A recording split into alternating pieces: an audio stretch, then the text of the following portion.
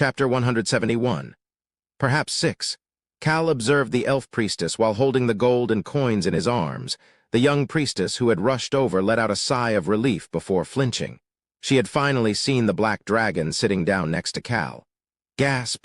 They all heard her gasp. The black dragon Rayon spoke into Cal's mind to share his first impression of this priestess. She seems like a nice elf.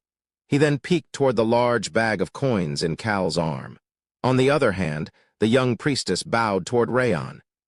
"It is an honor to meet you, Dragon Nym. My name is Adite, and I serve the world tree Nym in this end village." "Oh," Cal let out a quiet gasp.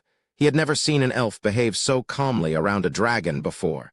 He remembered what Iruhaben had told him. Talk to the elf in charge of the world tree if the other elves do not understand. Then everything will be fine. The "do not understand" was literally talking about the elves not understanding what Cal was saying. It was just in case they were too busy revering the dragon that they could not understand anything else. "Yes, nice to meet you, little elf." Rayon's bright greeting to the priestess made all of the other elves start to smile. All of their gazes were focused on Rayon as they continued to nod their heads. They looked toward Cal, who had come to deliver Iruhaben's message every so often, but it was rare. That was why they would not be able to understand anything Cal needed to say. It wasn't that they were ignoring Cal on purpose. They just could not help but look at Rayon. Of course, there was something Cal did not know. There was a reason that the elves were nodding their heads and looking at him every so often. It was because of the conversation that the beings that Cal could not see were having. The world tree called the priestess over to say something because of this red-haired human. I think it has been over 100 years since the world tree has talked about a human. This human has a strong aura of nature on him. He is probably the human with the most natural elements. No wonder he is with 2 dragon Nyms. This human smells really good. The elementals were talking about Cal. The elves couldn't help but peek over at him after hearing what the elementals had to say. Cal realized that the elves were starting to look at him more and more often. Most importantly, the young priestess started to scrunch her freckled nose as she stood there with her hands clasped together. This is weird.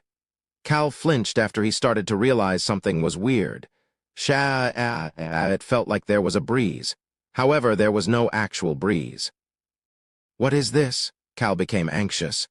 Too, he could see many colorful and half-transparent elemental. That wasn't weird. This was the case at the elf village in the 10-Finger Mountains as well. There were a lot of elementals. That wasn't weird either. The elementals were born by the world tree. This was their hometown. The issue was elsewhere. Where were all of these numerous elementals gathered? "Wow," Hong shouted in admiration. "There's so many of them." On was shocked as well. All of the elementals were by Cal's side. Cal could see the elementals flying around next to him. It sounded like they were saying something, but Cal could not understand any of it. "I smell a strong scent of wind. It is covert, but noticeable. This one is wood. Yes, the wood is small compared to the earth, wind, and other elements, but it is firm. I can feel that firmness. How wonderful. I also smell the fragrance of very sweet water. I feel like it will draw me in." The young priestess paid close attention to all of these comments. At that moment, something the elementals said caught her attention. There is an aura of fire as well. Yes, fire is greedy. That is why it is pure and beautiful.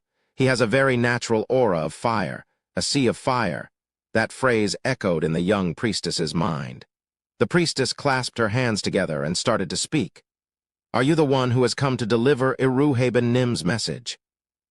Cal was getting annoyed by the elementals around him, but still did his best to smile and respond. However, Rayon was faster than Cal. Our human is a very good person. His name is Cal Henitus. His name is just kind of cool." The elementals started to fly around Cal with even more energy. Cal continued to smile toward Rayon, who was stuck to his side, as well as the elves who were looking at him. "Nice to meet you. My name is Cal Henitus." His respectful demeanor gave off the unique presence of a noble. The slightly older elves looked toward Cal with satisfied expressions. The middle-aged elf that had originally come to greet Cal stepped forward again. "My name is Dickel, and I am the chief's son. Nice to meet you. Cal and Dickel shared a respectful greeting with each other. The half-blooded whale Pazetin watched this with a blank expression. He heard a shaking voice by his side. What the killer whale Archie. Archie was completely shocked after seeing one of the most constant things in his life suddenly change. Archie finally understood what Cal meant when he said that the elves might cry after seeing Rayon. However, he still could not believe it. Rayon and the elves. However, Cal being surrounded by the elementals shocked him even more. Is he really human? He questioned that fact even though he knew that Cal was a human. Cal was a unique individual, the Eastern continent and the Western continent. Although humans were in control of these lands due to their numbers, there were many beast people and other races within these continents. It was odd to see a human getting along with so many different races. Archie heard Choi Han and Rosalind's conversation at that moment. As expected of Cal Nim. Don't you think you say, as expected of Cal Nim, way too much? Am I wrong? No, you're right. Young Master Cal is unique. Very unique. Choi Han and Rosalind sounded very casual, making it sound like they were used to calling Cal unique. Archie continued to look toward them until he made eye contact with Rosalind. Rosalind's eyes opened wide before she realized what must be going through the whale's mind and started to speak. Isn't it amazing how young Master Cal gets along with everybody? Yes, Archie immediately answered. But isn't such treatment obvious after thinking about everything young Master Cal has done so far around the continent? Pazetin, who had been listening to Rosalind, let out a gasp. The things Cal had done until now. Rosalind continued to speak. Young Master Cal has done all of that, but never asked for a title or anything of influence. Although he has received some monetary rewards, I do not think that they are worth more than his life. Rosalind knew that Cal was more strategic than brilliant. However, there was one reason she continued to believe that he was a good person. He was not greedy. He likes money. Greed for fame and power were worse than greed for money. Why do merchants try to buy titles for themselves once they are overflowing with money? And why do kings of history who had enough money and power start useless wars? There were many types of greed that were worse than the greed for money. But Cal did not show any greed toward these things. In fact, he tried to avoid them. He also doesn't use the money for his own selfish reasons. Rosalind knew that the upgrades to the Hennetus territory and all of their other actions had required a lot of Cal's own wealth. There were times that Cal did use his money for himself, but those times were to feed himself or to provide food and lodging for his group. This is the type of person who should have money. She thought that someone like Cal, who knew when to use money for the greater good while being satisfied with eating simple fruits for himself, deserved to have money. Rosalind thought it would be okay for Cal to make more money. No, she believed Cal should make more money. Magic Tower. She recalled the magic tower that Cal had brought up. Rosalind had not declined when Cal offered to invest in the magic tower. Although she could not understand the human mind, Cal's past actions made her feel like she could understand why Cal wanted to invest in the magic tower. I need to create a magic tower that helps to make the world a better place. It needed to be a completely different magic tower than the one that used to stand in the Whipper Kingdom. Rosalind made up her mind that she would create that type of magic tower and become the Tower Master. Cal turned around at that moment, and the two of them made eye contact. At the same time, she realized that the elves were looking in her direction as well. Rayon flew over toward Rosalind and the rest. He then introduced each of them to the elves.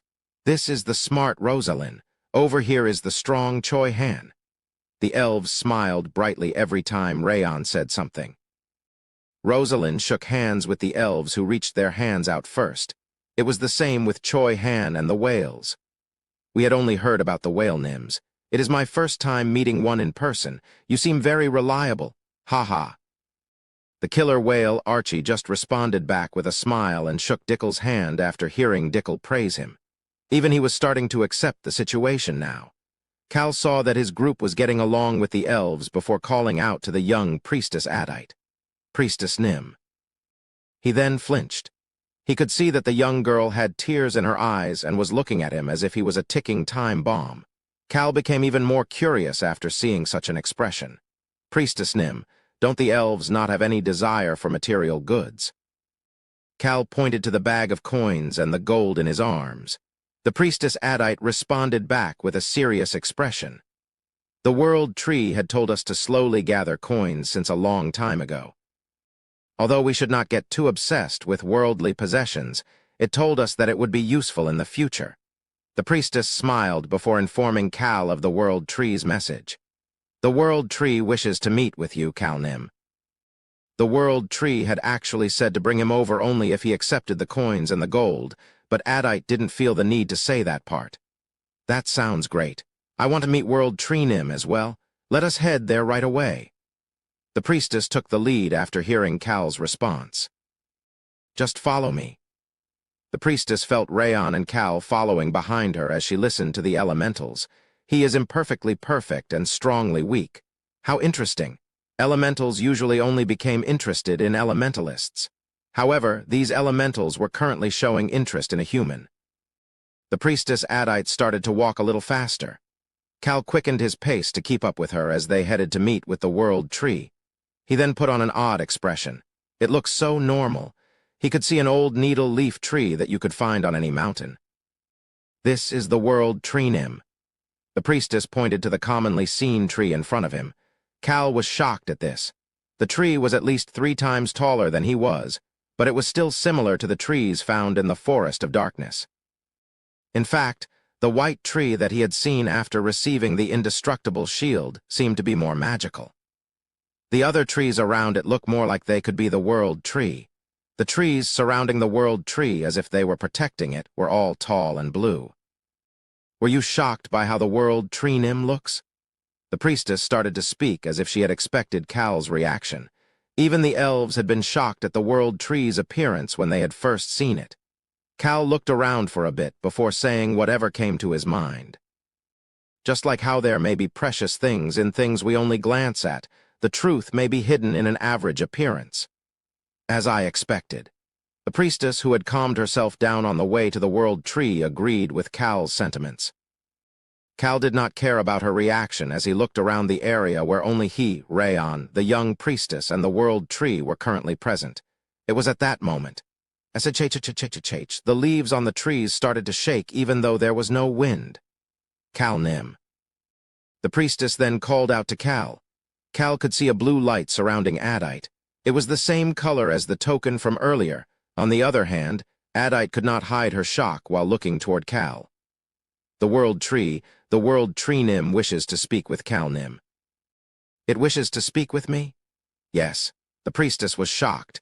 Iruhaben had been the only one the world tree had personally spoken with until now. She then looked toward Rayon. The world tree Nim wishes to speak with Rayon Nim in the future when you can spend a long time together. All right, I got it. Nice to meet you, world tree. The leaves rustled as if they were responding to Rayon's greeting. Rayon seemed to be happy as he started to roll around on the grass. This place is very refreshing and warm. I like this place the most after our house. Cal smiled at Rayon's comment before asking the priestess, How do I chat with the world tree? Just close your eyes and make contact with the world tree. The priestess pointed to the trunk of the world tree, and Cal walked toward it without any hesitation. He then put his palm on the pillar as the priestess had instructed. The trees started to move again. The priestess observed the world tree with wariness in her heart. I can't believe a human turned the usually calm world tree Nim so nervous. She was curious about the conversation Cal would have with the world tree, but found the whole scene to be surprising. Of course, the priestess's gaze became deeper as she looked at the red-haired man. She could see Cal flinching at that moment. He was frowning with a smile on his face. Cal was listening to the world tree's voice at that moment. I didn't expect for another human to earn the power of that lunatic arsonist. It had to be talking about the fire of destruction. But you received the full power and even fortified it. Cal, you are amazing as well. I fortified it. Cal thought about the vitality of the heart before becoming weirded out by the world tree. Cal, you are amazing as well. It is too friendly. The world tree was treating Cal in a very friendly way. It was so friendly that it was suspicious. The World Tree continued to speak. I have seen many heroes in my lifetime, but I have never seen such a crazy hero who didn't care about anything else other than money. The voice that sounded like a benign old woman was gentle, a hero whose life goal was to be rich. I had died and reincarnated many times, but I almost burned to death because of that hero. The World Tree sounded slightly relieved. That is why I collected money. This was my way to ensure my own longevity. It then continued to speak. Anyway, I had no idea that you had earned that power, Cal. I was so shocked. I had sent Adite with money just in case the power of fire went wild. Cal felt something was off as he continued to listen to the World Tree. Does it know me? It was speaking as if it knew Cal. Cal opened his mouth to ask if the World Tree knew him. It was at that moment. Is Gashan well, Gashan? The tiger shaman Gashan. Cal suddenly got the chills, perhaps. Is the nature that Gashan always talks about. Gashan frequently said that nature has spoken. The World Tree continued to speak. Gashan was an interesting child who could hear my voice. Wow. Cal was amazed. He was also shocked. Does that mean that the World Tree has the power of foresight? The voice no longer sounded benign. Cal felt chills down his back once again. Cal, the World Tree asked, "Who are you?" The leaves started to rustle. Chapter 172. Perhaps 7.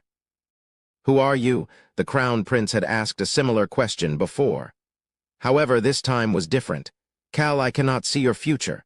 I also cannot see your past other than the last 2 years. 2 years ago. That was when Kim Rock-Soo had become Cal Henitus. I may not be much, but I have lived a long time. I've lived, died, and reincarnated many times. That gave me the eyes to see a bit of the world. The World Tree was able to see a bit of the flow of the world. However, there was a time when it could not see any of it, and now the number of things that the World Tree could see was slowly decreasing. A long, long time ago. The World Tree recalled when it had no choice but to create the snowstorm and take over the north. That was the first time it had ever felt fear. There were people like you whom I could not see their pasts nor futures. I could only see tiny glimpses of their near future. Cal focused on the fact that there were people like him in the past. Were they transmigrators too? If there were other transmigrators, he was curious about their futures. However, the World Tree quickly dispelled Cal's thoughts. A completely different explanation was given. The owners of the ancient powers were just like you. I could not see them. Ancient powers. I couldn't see through the arsonist nor the rock for brains. I feel like I know who it means when it says rock for brains. Cal recalled the owner of the scary giant cobblestone. He also started to think about the time when there were many people with ancient powers. He was thinking about the ancient times. It has been said that darkness had fallen on the world during the ancient times. Furthermore, it stated that the darkness disappeared and peace was restored. However, nothing mentioned just exactly what the darkness was. What is the darkness? Rayon and the priestess who had been looking at Cal tilted their heads in confusion at Cal's question. However, the World Tree understood what Cal was asking and responded back. I can only speak the things that the world allows me to say. It was saying that it could not answer Cal's question. It then added one more thing. I also cannot say anything about things I cannot see. I could not predict the true body of the darkness. However, the me that lived during that time did see the darkness. Unfortunately, that is something I cannot discuss. Cal started to frown at the twisted answer that did not answer anything at all. Did you say they were called Arm, the ones aiming for me? That is the case. I could not see Arm. The things I can see are dwindling these days. Cal had a bad feeling at this moment. Looks like things will become an even bigger mess. It was already a mess, but the upcoming future would be even more of a mess. Cal was disappointed that the World Tree did not know the true identity of Arm. Danger came to find me every time I could not see through the flow of time. It might be that I will be involved in the situation and not just be a bystander. The World Tree came to a quick conclusion. But that is my problem, so let's return to you. Who are you? It asked one more time. Cal calmly responded back. Just one of the many average people. One Rayon's voice reached Cal's ear at that moment. Our human is not average, And he is weak. What is he talking about? Cal let Rayon's comments in through one ear and out the other. However, he could not ignore the World Tree's comment. I plan to throw away 3 or 4 branches today. Branches? Tree branches? Cal had thought that the World Tree would care a lot about its body, so the fact that it was saying this gave him an ominous feeling. Although the tree was smaller than Cal had expected, it was taller than Cal and the branches looked quite thick and strong. Why would it throw them away? Cal opened his mouth to speak. However, the World Tree started to speak first. 1.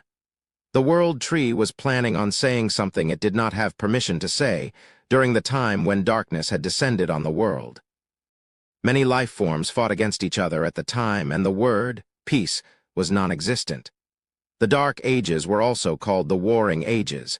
It was a time when a person would happily kill someone else for their own benefit. The World Tree said the first thing. The person who is collecting ancient powers has collected a total of 3 ancient powers. Cal flinched. It is not me if it is just 3 of them. There is someone else who is collecting ancient powers. Why, people currently saw ancient powers as just mediocre powers to have on the side. This was because ancient powers had limitations.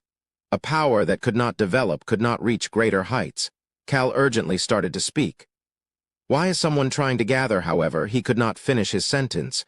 Boom, Cal heard a loud noise at that moment. The ground also started to shake. Something had fallen. Cal tried to open his eyes. Do not open your eyes. The World Tree was telling him not to open his eyes. He also heard the young priestess Ainz's voice at that time. World Tree Nim? My goodness. Ainz called out to the World Tree as if she was screaming. He heard Rayon's voice after that as well. What is going on? World Tree, one of your large branches rotted and fell to the ground. Are you hurt, World Tree? Are you not well? Rayon Nim, you cannot approach them. The young priestess prevented Rayon from heading toward the World Tree. She was stomping on the ground while not knowing what to do. She then weakly responded to Rayon, who was looking at her with an expression that seemed to be asking why she was holding him back. The World Tree Nim told you not to come. Is that so? All right then. Rayon did not say anything else before returning to his original spot. However, his eyes were full of concern. His gaze was focused on Cal, who was right next to the fallen branch. On the other hand, Cal's mind had become even more complicated. Second, the World Tree spoke weakly but urgently. Find the remaining traces of the Black Dragon's parents. Rayon's parents? Cal had planned on looking into this at some point in the future. Boom! Another large branch fell down. What do I do? What do I do? He could hear the extremely concerned elf's voice. However, Cal's mind was already complicated by what the World Tree was saying. He continued to focus on the World Tree's words. Last thing, there was still one thing left. The judge who ran away to the eastern continent. Find her. Now what the heck is it talking about? Cal had a thick frown on his face. It was at that moment. Crack, Cal heard something breaking from above his head. His body was pushed away at that moment. Ugh. A hard and round rock seemed to push his body to the side. At the same time, a small and round front paw supported his back. Boom! Cal opened his eyes. He looked toward the spot he had originally been standing at. There was a large branch that had turned black and was leaking a red fluid. Human, are you okay? Cal looked toward the Black Dragon who had pushed him to the side and then supported him. Rayon stuck his head out from behind Cal. Cal calmly started to speak. You could have moved me with magic. Cal would not have felt the impact from Rayon's head that was as hard as a rock if he had done that. Rayon's pupils started to shake before they returned to normal and he started to speak. But you still dodged it. Yes, yes. Cal casually responded before approaching the World Tree again. Drip. Drip. The sounds that he had missed because he was focused on the World Tree could now be heard. 3 large branches had broken off. There were red fluids that looked like human blood flowing out of them. I thought it was normal, but I was wrong. He had never seen a tree that bled like this. Cal slowly put his hand back on the trunk of the World Tree. Hoo-woo. A weak sigh could be heard. It looks like I'll be able to give you the fruit only after the summer is over. This is the limit of what I can tell you. The World Tree's voice started to get quieter. You have no thoughts about getting stronger, right? Right. Cal had no plans about getting stronger at all. The World Tree was able to get enough glimpses of the flow of time to notice that about Cal. It was because the World Tree was the same way. The World Tree did not wish for strength. It did not care for power or fame. It just wanted a peaceful life. However, it moved when it had a prediction that it would cause it to be difficult to have that peaceful life. It had covered the north with a snowstorm in the past, and this time it had thrown away 3 of its branches in order to give a couple of pieces of advice for this human that it could not see. It had protected the humans it could not see in the past as well. It believed that it would do the same again. I must rest now. Cal could not hear the World Tree's voice anymore. He took his hand off the trunk and looked toward Priestess Adite. The young priestess continued to cry as she started to speak. The World Tree Nym said that it must sleep for a long time and said that you should chat later along with the fruit. Fruit. That was the item Cal needed to gain from the World Tree. He still did not know what abilities the World Tree's fruit had. He just assumed that it was something good by the fact that Iruhaben wanted the World Tree to give it to Rayon. The elf caressed the blackened branches with sad eyes as she continued to speak. It also said that it was disappointed that it could not chat with Rayon Nym, but asked to push that until next time as well. I am disappointed as well, but that's okay. Hey, World Tree, is there something I can help you with? Rayon approached the World Tree with a concerned expression. The young priestess shook her head. Recovery is something the World Tree Nym will take care of alone. All we need to do is wait. Cal listened to the rustling of the leaves and started to think, the person who has collected 3 ancient powers and is looking to gather more. The traces of Rayon's parents, the judge who ran away to the eastern continent. Cal brushed his face with both of his hands. Just when will I get to rest? He started to feel sad. However, that sadness disappeared a few days later. Tap, tap. Cal was chilling in the warm elf village underneath the frozen lake while enjoying fresh cherries. Should I just live here? Rayon responded to Cal's joking comment.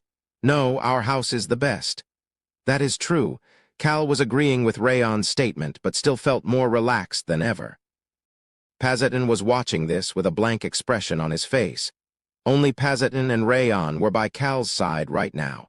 They were currently under a cherry tree with trays of fruits and drinks around them. The cushion that Cal was sitting on seemed very comfortable as well. Cal was receiving the VIP treatment in the elf village. How was this possible? Pazetin was amazed. However, he soon needed to stand up at Cal's command. Gather everybody. Yes, sir. Cal watched Pazetin leave in order to gather the group as he stood up. Rosalind and Rayon had finished reinforcing the defensive magic barrier, and they were currently testing it with Choi Han today. On and Hong were currently rolling around the snowstorm while having fun with Archie. Human, are we leaving now? Cal petted Rayon's head instead of answering his question. He had been contemplating the problems that the World Tree had handed him for the past few days. He had now come to a conclusion. Cal could see the priestess Adite running toward him from the distance. The young elf seemed to be struggling with the loose priestess robe as she ran. She then started to catch her breath in front of Cal. Huff, huff, Cal Nym? Yes. The World Tree said one thing just now before returning to sleep. It said something. Cal urged the priestess to speak, and the priestess clenched her eyes shut before she started to shout. Those punks with ancient powers were all lunatics. Do whatever you want. The priestess Adite was shaking as she had never heard the World Tree speak so roughly before. She heard Cal's voice at that moment. How did it know? Excuse me? Adite opened her eyes and looked toward Cal. Cal was smiling brightly. Tell it not to worry. I plan to do whatever I want anyway. He was someone who never planned on doing whatever other people wanted him to do. Rayon approached him and asked, Human, is it time to go set things on fire? The priestess flinched. Pazetin returned with Rosalind and Choi Han at that moment. They looked toward Cal after hearing Rayon's question. However, Cal was thinking about another existence, God's tears. It was something nobody knew whether it existed or not. It was something nobody had ownership of, something that was an ownerless, magnificent water. It was known to be able to heal any type of illnesses. Cal, do you believe that legend? Iruhaben laughed at Cal's statement and said that it was nonsense. Human, why are you not responding? Are we going to do something else instead? Yes, we're going to steal some things. The elf priestess became nervous after hearing Cal say that he was going to steal something. Rayon started to speak. Again, the elf priestess winced even more than before. Cal did not care as he pointed to himself for Rayon, who was tilting his head in confusion. Yes, there is a thief inside of me. Cal just laughed even though everybody else looked shocked. If the god's tears really were the tears of a god, then it would roll over to him on its own. Chapter 173. Tricked. 1. Cal and the group returned to the inn they had previously stayed at. He seemed to be out of it as soon as he sat down and leaned back on the chair. Human, that was very fun. I really am great and mighty. On the other hand, the invisible Rayon was extremely energetic. The killer whale, Archie, mumbled to himself in disbelief. Those vicious bastards. The vicious bastards that he was talking about were the elves of the End Village. Cal looked up at the ceiling and recalled the sight of the elves giving them a teary farewell. You are leaving after staying such a short time? I am very sad. It was as if we had seen the beautiful sun underneath this frozen lake for the first time in a long time. I will never forget about our blessed time together for the rest of my life. The elves were crying as they said things like that to Rayon. Do not worry. I will return again with Goldie Gramps. The elves had cheered after hearing Rayon's excited remark. Cal was tired after having to wade through the elves and the elementals to get out of the lake of despair. Cal then remembered the middle-aged elf chief who had continued to caress his hand. It isn't like we are strangers. How did I end up becoming a collective, we with the elves? Cal did not know how it had happened, but decided that it wasn't a bad thing and pushed it aside in his mind. Clack. A wine glass was placed in front of him. What is this for? This was the inn Cal had stayed in before they went into the Lake of Despair. Cal asked the meaning of this wine glass as he looked toward the owner of the inn. The old woman looked over Cal's group before mumbling to herself. Looks like you returned alive. Cal had said the following to the old woman who had lost her daughter and son-in-law to the Lake of Despair. I will return alive and drink all of your alcohol. The corners of the woman's eyes were shaking. Cal jokingly asked, It's free, right, bad boy? You look rich. The old woman smiled before peeking at the side of Cal's head and casually adding on. Well, it looks like you are warm and don't need to drink in order to warm up. Just one glass should be enough. Warm, both Cal and Rayon flinched. Human, this human grandma is weird. However, the old woman walked back to the chair by the fireplace before Cal could say anything. The old woman's grandson, Sully, walked up as Cal continued to watch her. Grandmother asked me to give you some snacks as well. He slowly moved the dishes onto the table. However, his expression seemed to be complicated. He was very curious about the Lake of Despair, and how they had managed to return alive as he had lost his parents to the lake. He was also curious about who they were, and was also happy that they had returned alive. But most importantly, there was something that kept catching his attention. Excuse me. He could not help but ask. Unlike Cal, whose hair was brown thanks to magic, this boy actually had brown hair and freckles, making him look innocent. Sully, who had never left this small village by the Lake of Despair, rubbed his eyes as he started to speak. Excuse me, guessed Nim. Cal started to feel iffy. The boy was not looking at Cal, but slightly off to the side.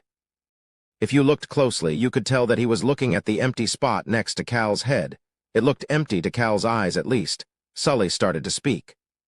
I'm sorry, I'm not sure if there is something wrong with my eyes. This is really weird. He mumbled for a bit before pointing to the spot between Cal and Choi Han's head. There seems to be a small and round red ball that looks like a ball of red fur. Am I hallucinating? What is wrong with me? Sully rubbed his eyes. However, there seemed to be a red fur ball floating by Cal's side no matter how many times he rubbed his eyes. Cal started to think at that moment, this is driving me nuts. He's an elementalist? Cal could not believe it. Rayon started to speak at that moment. Human, he seems to be able to see the elemental. Cal naturally could not see that red fur ball by the side of his head. Rayon and the others could not see it either. This was because the elemental was currently saving its energy because of the cold air. However, they had seen this red furball down underneath the Lake of Despair when the elf priestess awkwardly smiled and showed it to them. "Excuse me, Calnim." The elf priestess Adite had a worried look on her face as she fidgeted her fingers. "If it is okay with you, one of our, this baby fire elemental Nim that was born less than a year ago would like to escort you to the entrance of the village outside the lake. Would that be okay?" The half-transparent red furball had floated over to Cal's side at that moment. Cal looked toward Adite while wondering what kind of baggage was being placed on him as she quickly explained.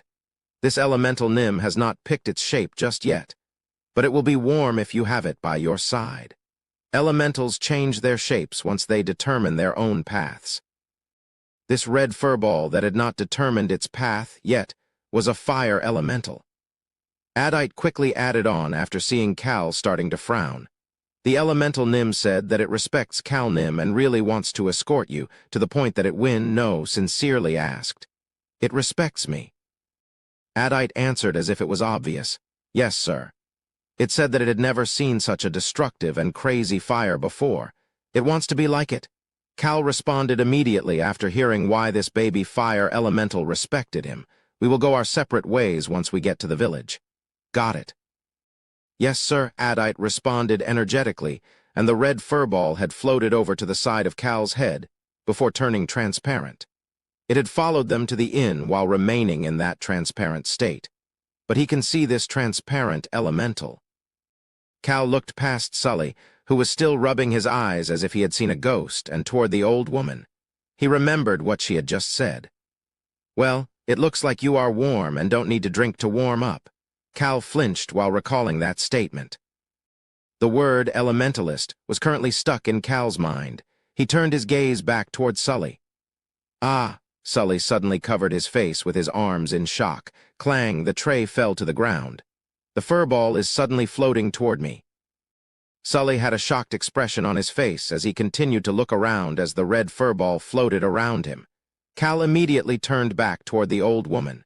She was smiling brightly with her teeth showing. "My husband told me when I said I could see them. He said that they were elementals." The old woman looked toward Cal and continued to speak. "I was relieved that my daughter could not see them.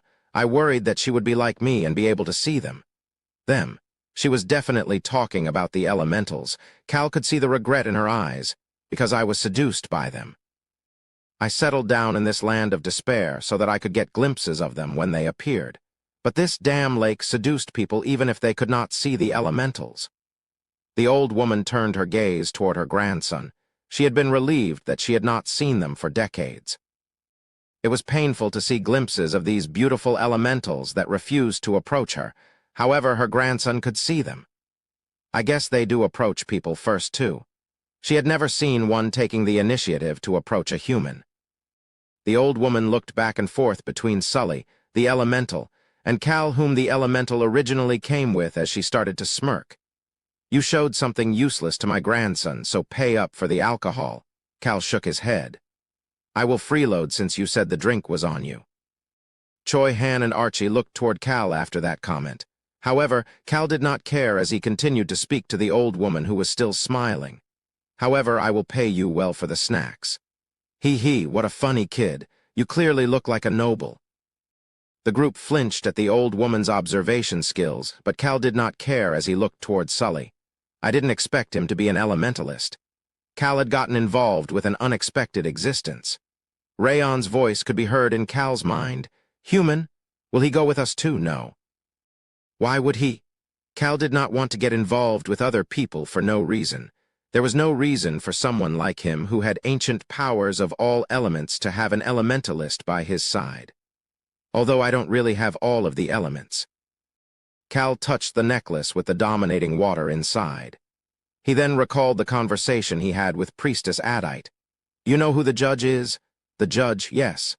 Apparently there is a judge who went to the Eastern Continent, the judge that the World Tree told him to find." Cal debated asking Gashan and Ron, who were originally from the Eastern Continent, but had asked Adite just in case. Adite brushed her hand through her hair before shaking her head. "No, I've never heard that name before. Is that so? Cal had not expected much. Yes, sir. I have heard about the Water of Judgment, though. What? He ended up hearing something unexpected. Addite looked worried as she continued to speak. The Water of Judgment is an ancient power. Addite brought an old wooden plank from the village library instead of explaining it. I remember it because the information on the plank was quite shocking. Can I borrow it? The plank. Addite looked toward Cal as if asking if he was being serious before eventually nodding her head. Yes, sir. Please do as you wish. Cal understood why Addite would have been shocked to read it. There were 3 lines of text on the plank. This was the first line, and then the second line. It sounded intense. Cal had a feeling at that moment, the Water of Judgment. This one seems like a lunatic as well, he became certain after reading the last line. I may end up having to pick up another odd thing. That was what went through Cal's mind after reading the statements on the plank. He took a big gulp of alcohol in order to ease his frustration. He then quietly observed the mess that Sully and the invisible fire elemental were creating. Will I meet with them again? There was this baby fire elemental which had a good chance of growing in a slightly destructive way, the extremely innocent to the point that he looked slightly stupid Sully, and the sharp grandmother. Cal predicted that he would not run into them again in the future. However, he could not hear what the fire elemental was saying on the shocked and confused Sully's shoulder. Fiery thunderbolt. Respect. Sea of fire. Strong. The shape of the fire elemental that was continuously mumbling these words slowly started to change. However, it was still just a bundle of fire, making everyone unable to anticipate its future shape. However, the fire elemental did not get away from Sully at all. Cal had no way of knowing as he could not see or hear the elemental. We're finally here. Choi Han observed the city from inside the castle gates. The pointy roofs were covered in white snow. The white roofs made it look like a kingdom of snow. Choi Han, who was currently wearing a white priest robe, turned his head to the side. A white-haired man. Cal was fixing his priest robe and smiling gently. Our destination is not far. Let's all go together. Cal had entered into the Perun Kingdom's capital of Bago. He had no issues getting in with the identity card that Crown Prince Alberu had created for him as he walked in while wearing the priest robe. Rayon started to speak in his mind. Human, is there a festival here? White roofs and white snow. The white castle in the distance. There were many decorations on the castle. Rosalind approached Cal and started to speak. Priest Nim, Bago City is so decorated. Is it a festival? She looked around as she asked the question. There seemed to be a lot of people going through the gates. The streets in the capital were packed, even though it was freezing. Choi Han saw this as well and looked toward Cal for answers as well. The half-blooded whale Pazetin started to speak at that moment. Did you all come here without knowing about it? About what? Rosalind had been a crown princess in the past, but she had no reason to memorize the festivals of the most northern kingdom. Pazetin looked toward Cal after hearing her question. Cal started to speak with a calm expression. The Perun Kingdom has a unique festival in January. Meow. The red kitten Hong patted Cal's arm and urged him to tell them. Cal petted Hong's fur as he continued to speak. They bring offerings to the lake that is supposed to have the gods' tears in order to pray for it, to take away a year's worth of sorrow in advance. There are celebrations throughout the city of Bago as well. Choi Han flinched. It sounded like an important time, but they were currently going to start a fire in the lake with the gods' tears. He had a feeling that it would overlap with this festival. Choi Han looked toward Cal. Cal whispered quietly in order to prevent others from hearing. We don't want to hurt anybody, so we won't do it on the day of the offering. Apparently they all gather in the plaza to dance on the last night. The last night. People will gather in the plaza for the finale in order to dance and sing through the night. Nobody would be at the lake except for the guards. It was easy to move without harming a few guards. Cal smiled as he asked the group a question. Shouldn't the festival end with fireworks? Chapter 174. Tricked. 2. The group descended into silence. The killer whale Archie and half-blooded whale Pazetin seemed to be at a loss for words, while Rosalind and Choi Han seemed to be contemplating something. The silver kitten avoided Cal's gaze with an expression that seemed to be saying she expected as much from Cal. However, Cal did not have time to pay attention to this silence as there was a loud voice echoing in his mind. "Human, you really are our human. We cannot let people get hurt during our fireworks show." Rayon sounded very excited. How could there be such a vicious 6-year-old? Cal shook his head and looked toward Choi Han and Rosalind. Choi Han quietly looked back at Cal before starting to speak. "What do I need to do?" Choi Han had heard what Cal had said. "We don't want to hurt anybody." Choi Han had no hesitation because Cal always thought like this, even when he was acting like a villain. "We'll figure it out together." He then smiled at Cal's response. Together. For someone like Choi Han, who had lived for tens of years in solitude to survive, a word like together was always nice to hear. Cal then made eye contact with Rosalind, who was also smiling. Sounds like a very effective plan and the perfect time to do it. "I knew you would say that, Miss Rosalind." The two whales seemed even more confused, but Cal did not care as he gave Pazetin an order. "Pazetin, let's get a place to stay first." "Ah, yes, sir. Then we will go sightseeing around the lake." Lake. That word made Pazetin gulp as he guided Cal's group into the Perun Kingdom's capital. People could not help but peek at them. Their group had the typical traveler's robes that made it difficult to see their faces. That was not weird. However, there was someone these robed travelers were surrounding as if they were guarding him. The white-haired priest was who the people were peeking at. Cal felt their gazes and started to smile. "You are smiling like that again, even though you are not talking to the crown prince." As for Rayon's comment, he just ignored it as usual. Crunch, crunch. His footsteps were calm as he walked through the snow. Cal looked around him. He did not see many people. The people who passed by them every so often were chatting with one another in quiet voices, but they all seemed to be happy. It was quiet, but not solemn. Cal casually walked as if he was taking a stroll through the park. Rayon started to speak in his mind. "Human, there are many patrolling soldiers in addition to the guards at the entrance. He's very good about doing things without being told these days." Cal was satisfied with Rayon, who was taking the initiative to do things now that he was 1 year older. Choi Han approached him and whispered in his ear. "They said that we cannot go to the northern part of the lake because they are preparing for the offering, but we should be able to force our way in anywhere if we want." Choi Han was good at reporting things now as well. Cal was feeling very satisfied with the growth of Rayon and Choi Han. The black dragon that used to leave wild boars for him and the boy who followed him for food had both grown a lot. Cal looked forward with a proud heart. Pat, pat. Hong patted him on the arm. Hong pointed to the front with his paws once Cal looked down. Hong seemed to be shocked. "Meow." Hong meowed and asked with his gaze as he could not say anything right now. "Didn't you say this is the place we are going to set on fire?" Cal quickly understood what Hong was trying to say. Yes, this is the place." The kitten and Rosalind, who were both looking at Cal, could not say anything. Rosalind turned her head. She could see the two whales that had been standing speechless for a while. Rosalind understood what they were thinking. It's so big. She could see the lake of God's tears in front of her. The bottom of the completely dry lake was full of cracks. She slowly approached Cal, the northern corner of the Perun Kingdom's capital. The large lake appeared once you followed the wide path from the plaza. The size of this dry lake made everyone pause for a moment upon arrival. Rosalind cautiously asked Cal, "Young Master Cal, isn't this pretty much a third of Bago City?" "It seems to be that way. It is smaller than I expected." Smaller, Rosalind flinched, but Cal did not care as he put on and Hong down and started to walk while following the edge of the lake. "Let's split up and enjoy the view before we gather back together." Cal said that one statement before walking away from the others. Only the invisible Rayon was with him. God's tears.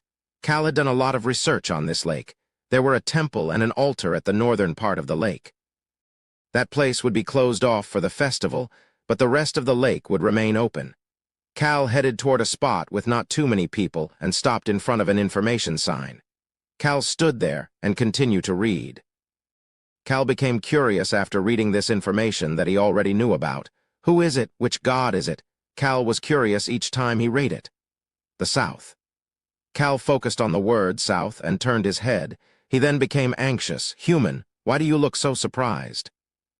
Rayon called out to Cal in shock, but Cal quickly turned his gaze away and started to think. Why is that punk over here? Cal quickly recalled the information from The Birth of a Hero. There was a white-haired man looking at the bottom of the dry lake. Cal peeked toward him and confirmed his thoughts. At the same time, he recalled some more information from The Birth of a Hero. Clope Seca, the Perun Kingdom's guardian knight, the leader of the Wyvern Knights Brigade, the focal point of the Northern Alliance. Wow. Cal could not help but be shocked. I never expected to see Guardian Knight Clope here. He had not expected it. However, it was actually a good thing that he did. Human, are you shocked because of that human over there? He is indeed a bit strong. A bit strong. Cal flinched at Rayon's evaluation. Clope. He had shown up in the first 5 volumes of The Birth of a Hero, even less than Imperial Prince Adin. That was why Cal did not have much information on him. He had one piece of useful information, but nothing else other than that. He is as strong as Mary. He is as strong as the necromancer Mary. Mary was between Choi Han and Rosalind in strength. That meant that Guardian Knight Clope was pretty strong. Human, Choi Han is coming. Cal turned his head. Choi Han was walking toward them with a stiff expression. He had probably noticed Clope's strength and was walking over just in case.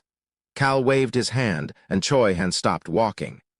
Cal told Choi Han to hold his position as he slowly started to walk. He was naturally walking toward Clope. Human. There are 2 or 3 knights around that white-haired knight. Cal recalled the information from The Birth of a Hero as he listened to Rayon, the wonderful danger detector. The corners of Cal's lips were twitching. Why had he come here with white hair and wearing a priest robe? Why was he planning to create a pillar of fire in the Lake of God's Tears and calling it God's Rage? Human, you are smiling too much like a good person. No, you are a good person, however.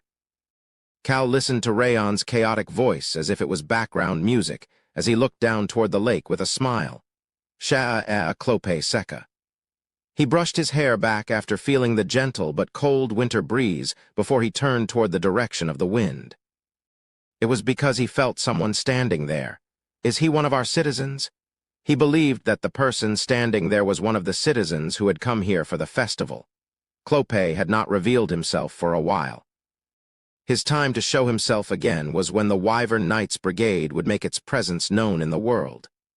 The Perun Kingdom would head toward unfrozen ports and lands at that moment. However, he did not hide his white hair. It was because it was the symbol of the Guardian Knight Seca household that he was extremely proud of. That was why there were citizens who came up to him every so often. The Guardian Knight household was a strong shield and spear for the citizens. The god had dropped a drop of water as he gathered up the water of the lake. That drop of water landed on a person, and that person's hair had turned white. He was said to have become a knight and protected the northern land from darkness. He was known as the person who had received the will of the god. Clope believed that he was the descendant of that person. That was why Clope's eyes turned wide when he turned his head. He saw someone else with white hair. Furthermore, he saw a priest robe that was as white as the snow. Although there was no symbol on the robe to show which god the priest served, he felt an aura that made it difficult to easily approach him. Swoosh, the wind brushed past that white-haired priest. The priest mumbled to himself, as if he had not noticed Clope's gaze. Will I be able to see him if I head south? Clope flinched. Those words pierced his heart. He recalled the statements written at the temple as well as on the information board. Was this priest thinking about the god who went to the south, Guardian Knight Clope? He would soon head south. He sought to take control of unfrozen land, sea, and lakes in order to turn the current Perun Kingdom into a legend. Who is it? Who is this formidable person? Clope slowly started to walk toward the white-haired priest. Cal heard some rustling as well as someone's voice. You will be able to meet him in the south. Got you. Cal removed the smirk from his face and slowly turned his head. Clope started to feel odd after seeing Cal looking extremely calm, even after seeing his white hair. Clope thought that, Although this person was not strong, there was an unexplainable source of pressure coming from him. The priest started to speak. The esteemed god gathered up his gift to the humans and left because of human greed. He had never been angry at them and instead just cried tears of sorrow. I wonder what he was. The priest stopped speaking for a moment. He then looked toward the lake with a sad expression. I wonder how he was feeling. I wonder how sad he was at that moment. Are you someone who serves a god? Clopé's sincere gaze was directed at Cal. Clopé was like a traditional knight of a fantasy novel with white hair and a handsome appearance. This is driving me nuts. However, Cal did not care about that. Swoosh, the wind started to blow again and created a mysterious atmosphere between Cal and Clopé. However, Cal became anxious after feeling the sound of the wind, which had made him stop talking. Why are you going crazy looking at this bastard? The sound of the wind. The thief who had stolen a divine item was going wild while looking at guardian knight Clopé. Does he have the god's tears? Or maybe it is in his house. Should I loot it? Clopé asked once again while Cal was debating what to do. Can you not tell me which god you serve? However, Cal was being disturbed by the sound of the wind, which was going crazy, as well as the super rock. Are you trying to sacrifice yourself? He had to calm this collaboration between the two ancient powers, so he just said whatever came to his mind. Clopé could not help but flinch after seeing the priest's gaze suddenly stiffen up. The priest started to speak at that moment. Everything will be visible in due time. Cal's mouth always knew the right thing to say. Plop, plop. The wind was getting strong enough to flutter the priest's sleeves. Clopé looked toward the rustling trees before feeling the wonders of this wind that was getting stronger. I pray that the lake fills back up soon. Clopé could see the priest's eyes. Rather than praying for it, he seemed to be certain of it. Boom, boom. Clopé's heart started to beat louder. The lake will fill back up. That was a sign. That was a sign that the legend would start again. Of course, Cal was planning on filling the lake up with a pillar of fire instead of water. Clopé felt as if he needed to ask this question now. Who are you? He felt as if he needed to know this person's identity. At that moment, Clopé saw the priest pointing to the bottom of the dry lake. Perhaps. Clopé was filled with an unknown feeling. This person had a charisma that even the king did not have. The priest smiled mysteriously as he walked past Clopé and answered back. Just a wanderer passing by. Although he definitely did not look like a wanderer, Cal answered that way before walking away. Clopé just blankly watched Cal leave. Human, he is looking at you. Cal listened to Rayon's report and started to think, I've set the bait. He then whispered quietly so that only Rayon could hear him. Rayon, tell the others not to approach me. All right, but I will still be by your side. And ask Pazetin where Duke Sekka's residence is located. Rayon's innocent voice echoed in his mind. Human, are we looting there next? He definitely got smarter. Cal nodded his head with satisfaction as he answered back. We'll take a look first. Chapter 175, Tricked 3. The hidden knights approached guardian knight Clopé, who was watching Cal walk away. Captain Nim, should we look into him? Clopé did not respond to his trusted subordinate's question, and instead simply continued to observe the priest who was walking into an area with a small number of people. Captain Nim? Clopé nodded his head after being called once more. Just do some basic investigation for now. Basic? The two knights beside Clopé's trusted subordinate were shocked at this response. The priest was mysterious and suspicious. The usual Clopé would have told them to do a thorough investigation, so saying to do a basic one was surprising. Only the trusted subordinate immediately bowed his head. I understand. The trusted subordinate understood what Clopé meant by basic. It was to literally figure out who he is. That was what Clopé meant by basic. Doing a thorough investigation meant to find out everything, including their weaknesses, traumas, and anything that might be useful. That was why this trusted subordinate made up his mind to only figure out the identity of the priest. Clopé, however, was worried after giving the command. I hope I'm not committing heresy. He was worried that he might offend a god by looking into this mysterious person. On the other hand, Clopé himself did not know just how he might end up offending a god. He gave an order to the two knights beside his trusted subordinate. "Follow him." The white-haired priest had disappeared into the eastern forest. The knights quickly moved to follow Clopé's command to chase after the priest. However, Clopé could not help but receive an odd report from the knights a few minutes later. "Captain Nim, he is not there." "What?" His footsteps gradually became lighter, starting from the entrance of the forest until they disappeared without a trace. Clopé's expression became odd. One of the knights started to speak with a serious expression. "Is he perhaps a mage?" "Maybe a mage who disguised himself as a priest used flight magic." Clopé sternly shook his head. "No, I did not feel any mana. He was also not at the level to use flight magic. He was a weakling." The knights had no reason to doubt Sword Master Clopé's observation, but they could not help but be bewildered. That person gave off an aura that did not fit a weak person. This was the same for Clopé as well. I didn't see any strong people around either. Clopé was not at the level to tell Choi Han's level of strength nor sense Rayon's existence.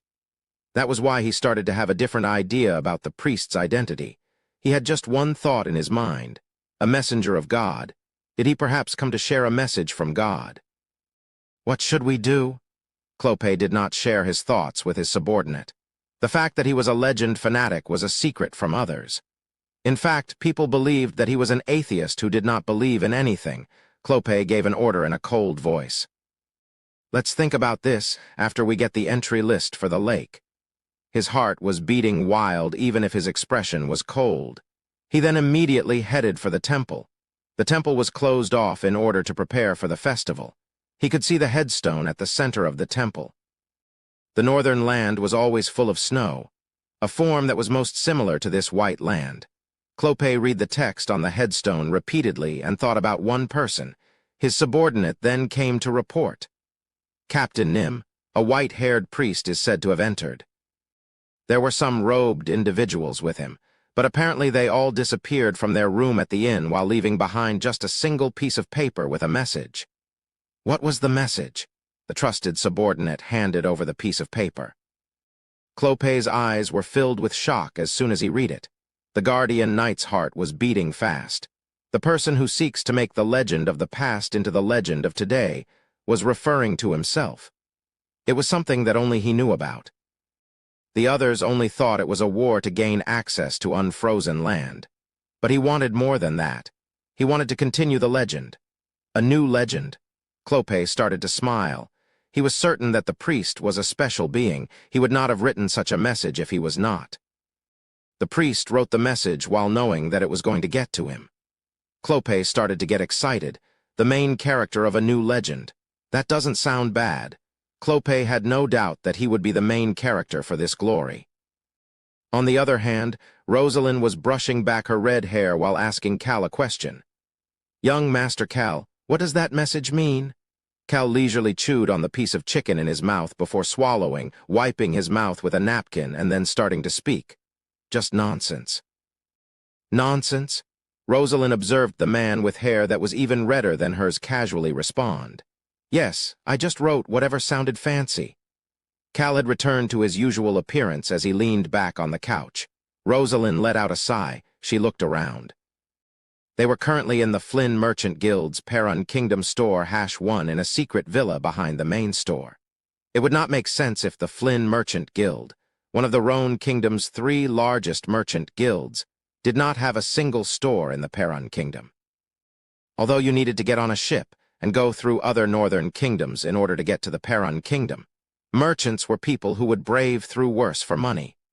Rosalind looked at this red-haired man who was as meticulous as these merchants and asked, "Young Master Cal, did you have us get a room at the inn even though a place like this was available because you predicted that we would run into the Guardian Knight?" "I did not expect it at all. I got the rooms so that we could easily disappear without a trace after causing a commotion." Rosalind shook her head at Cal's calm response. She had the fake identity card that Crown Prince Alberu had given them, as well as another identity card that said that they were merchants of the Flynn Merchant Guild. The merchant identity card was something Cal had just handed to her nonchalantly. He always seems like he's half-assing things, but he's quite meticulous. Rosalind gave up trying to figure out Cal's thought process. It was better to focus on the things she needed to do rather than to try to figure out how the mind of an extraordinary person worked. What will we do next? Rayon answered with excitement in Cal's place. Loot the Duke's estate? Rosalind, as well as Pazetin, who had informed them of the location of the Duke's estate, winced in shock. Only Choi Han calmly responded back. I guess that is the location this time. Cal nodded his head and stood up. Let's first go take a look. Choi Han and Rayon approached him. Cal flicked his finger toward the kittens rolling around in the corner. Time to pay for your meals. Meow. It's been a while. On and Hong approached him while wagging their tails. The two of their stealthiness was just a tiny bit under Ron's level now. That should be enough to avoid Clopé's eyes. Cal and the group headed toward the Seka estate that was near the Perron Castle, the second floor of a tea house in the noble section. Cal was sipping tea while looking at a residence on top of a hill. Vicious. There was a white house on top of the hill. That was the Seka estate. Furthermore, the vicious sculptures by the Iron Gate caught his attention. Human, do those sculptures look vicious? He nodded his head at Rayon's question. These sculptures depicted the scary appearances of wyverns. They were also large enough to be visible from the bottom of the hill. Rayon's confused voice continued in his mind. Human, it is cuter than the rabbit you gave me that looks like the devil's guard dog. This was indeed the case. Cal recalled the sculpture that he had forgotten about, as well as the assassin Frisia. I should ask Frisia to create some sculptures to place in front of my house next time. Wouldn't most people avoid them in fear then? Cal was thinking about something Daruth would never allow as he stood up. Shall we go? Yes, Cal Nim. Cal and Choi Han got up. The kittens were already jumping across roofs in order to head to the Seka estate. On and Hong would take note of all of the side streets and alleyways in this area. Swoosh, Cal didn't care that his hair that was now past his shoulder in length was getting messy from the wind. Wind continued to gather around Cal as the magically dyed brown hair continued to flutter. What a mess. The sound of the wind was running wild. Cal stopped walking a bit away from the Seka estate. He could hear the invisible Rayon's voice at that moment. There are many knights around here, but very few mages, of course. The Perron Kingdom is the land of knights. They are also the Guardian Knight family. They preferred the sword over magic. Swoosh, Cal opened his palm. The wind seemed ready to burst into the Seka estate at any moment. This is weird. What is weird? Cal shook his head at Choi Han's question. He then started to think. Does the Guardian Knight know that there is a divine item in his house? It was weird if he did. Why would the person attempting to create a legend just let a divine item sit there? And is it really the god's tears? Was the item that this thief inside of him wanted to get really the god's tears? Why would this item be here? It was weird. However, the weirder thing was Choi Han's response. Cal Nim. What is it? Will it be okay if we got closer to the estate? I don't see why not.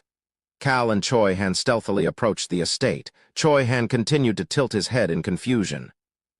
I sensed something familiar. Familiar? Cal started to think about what Choi Han would consider as being familiar. The smell of blood. That thought made Cal flail before taking a step away from Choi Han. Choi Han asked him a question at that moment. Cal Nim, if it is okay with you, can I go into the estate on my own tonight in advance? In advance? This was the first time Choi Han stepped up to do something in advance. There's something I'm familiar with inside. I will make sure to move without getting noticed. Choi Han waited for Cal's answer, which came quickly. You don't need to ask me permission for things like this. Just make sure you don't get hurt. Yes, Cal Nim. Human, should I go too? Cal ignored Rayon's comments and told Choi Han to get on and Hong as well before heading back to their lodging. He then leisurely drank some wine and ate some steak before falling asleep on the comfortable bed. It was a relaxing night. However, Cal woke up in shock. Clang, clang. It sounded like the window was about to break. Cal opened his eyes, gasped. He had to gasp in shock as soon as he did that. Choi Han was right in front of his face. It was so shocking that Cal pushed Choi Han's face away with his hand. Cal Nim, but Choi Han seemed to be in a rush. What is it? Cal started to frown. Why would you not use the door and break in through the window? Human, were you shocked? Rayon's short front paw patted Cal's shoulder. Cal ignored Rayon, who did not wake him up in advance, and looked toward Choi Han, On, and Hong. We saw something amazing. It really was amazing. On and Hong were jumping up and down. Cal suddenly felt a chill and touched the back of his head. What was it? His voice still sounded a bit sleepy. Choi Han started to speak. Cal Nim, it is Arm. Cal immediately responded back. Those bastards are here. Hong chimed in next. Arm was giving someone in the Duke's estate an item. It looked like an important item. Perhaps Cal asked Choi Han a question. Was the familiar feeling from Arm? You can feel them too. Choi Han shook his head at Cal's question. No, the thing that was familiar was, You can just consider it the smell of blood. I didn't think it really would be the smell of blood. Cal was baffled that strong people could feel and smell such odd things, but focused on what Choi Han had to say. That was why I went to check it out in advance. It would be bad if something dangerous happened when we went to loot it. This was true. However, we happened to catch Arm secretly handing over a small box. There seems to be a precious item inside the box. Choi Han, who had been seriously explaining, stopped talking after hearing an odd noise. It was the sound of Cal laughing. He looked as if he was finding this quite entertaining. Choi Han. Yes, Cal Nim. Did you know this? My original plan was to cause a mess by creating the pillar of fire while wearing a priest outfit. How vicious would it look to see a white-haired priest laughing in front of a pillar of fire? But I can't do that anymore. He could not go through with that plan because he had used his identity as the white-haired priest to bait Clope. Choi Han gulped after seeing Cal's smile becoming wider. Perhaps Choi Han suddenly had a thought. Cal opened his arms up and answered back with excitement. I brought the fake Arm outfits with me. They were the clothes that sort of looked like Arm's outfits. He opened up his hand. I brought exactly 5 of them. Isn't this perfect? Cal, Choi Han, Rosalind, and the 2 whales, there were exactly 5 of them. The children shouted while Choi Han seemed to be at a loss for words. Human, that is great. Very good. I want to try wearing it too, Cal responded back to the children with a satisfied expression. I'll buy you some delicious things during the festival. Choi Han could not say anything until the end. The night passed by and the first day of the celebration arrived. Chapter 176. Tricked 4, Cal started to clap, clap, clap, clap. Other people were cheering and clapping while watching the bishop pour water on the altar as well. Let all of this year's sorrows disappear the moment the water seeps into the ground. Let all of this year's sorrows disappear the moment the water seeps into the ground. The bishop shouted first, and the people repeated it back. People even started to stomp their feet to cheer for the lake with the legend of the god's tear. Cal had thought it would be somber because it was an offering ceremony, however. It was vibrant. Cal used the noisy environment to ask Hong, who was in his arms, a question. Those bastards are staying there? Meow. Hong, who still looked like a kitten probably because he was still only 8 years old in human years, meowed in response. Cal started to organize his thoughts after hearing the response. Those bastards, Arm, stayed at the Duke's estate instead of leaving after handing over the item. Will we end up meeting them in the Duke's estate? Cal was thinking about how he will get to meet new members of Arm and slowly started to walk away from the loud crowd. He had left Rosalind, who was weaker than Clope, and the extremely handsome whales behind just in case. Only Choi Han and the children were with him. It would be bad if they were seen by Clope or if people remembered them later on. Even our God will be happy about our hopeful dispositions. Woo-woo-woo-woo-woo, Cal watched the people cheering as he took a Tidiak Keikachai from Choi Han. One how interesting. Cal found it interesting that citizens of the Perun Kingdom, a kingdom without a national religion that had many religions within it, were all praising a single god together. Maybe they weren't necessarily praising the god in the legend of the god's tears, but just enjoying the fact that it gave them a reason to relax and celebrate. Well, none of my business. Cal chewed on the rice cake and looked above the altar. He need not see Guardian Knight Clope Seca as he had expected. Instead, he could see the current family head, Duke Seca, Clope's father. People still think that the Duke is the Guardian Knight. That was how it was known throughout the kingdom. Only a few people knew that Clope was the true Guardian Knight. The people who knew could be categorized as 2 groups. The first group was the people who were working with Clope to declare war against the southern kingdoms. The second group were Cal's people. Egg. Cal started to feel annoyed for no reason and casually lifted Hong up with one hand as he finished the Tidiak Keikachai. It was at that moment he heard a sad voice in his mind. Human? It was Rayon. I have a piggy bank. I have a lot of money.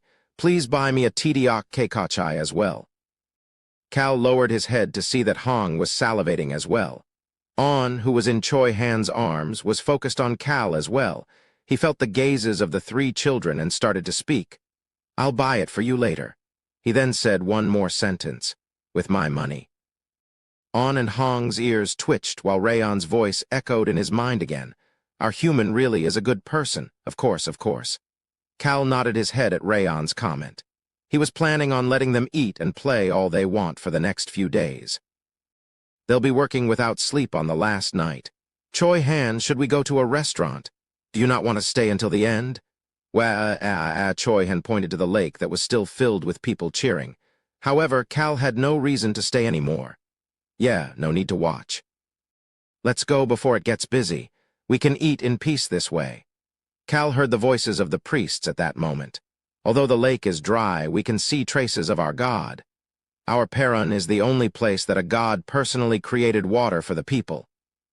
Glory will come to Perun when this lake is filled with water once again.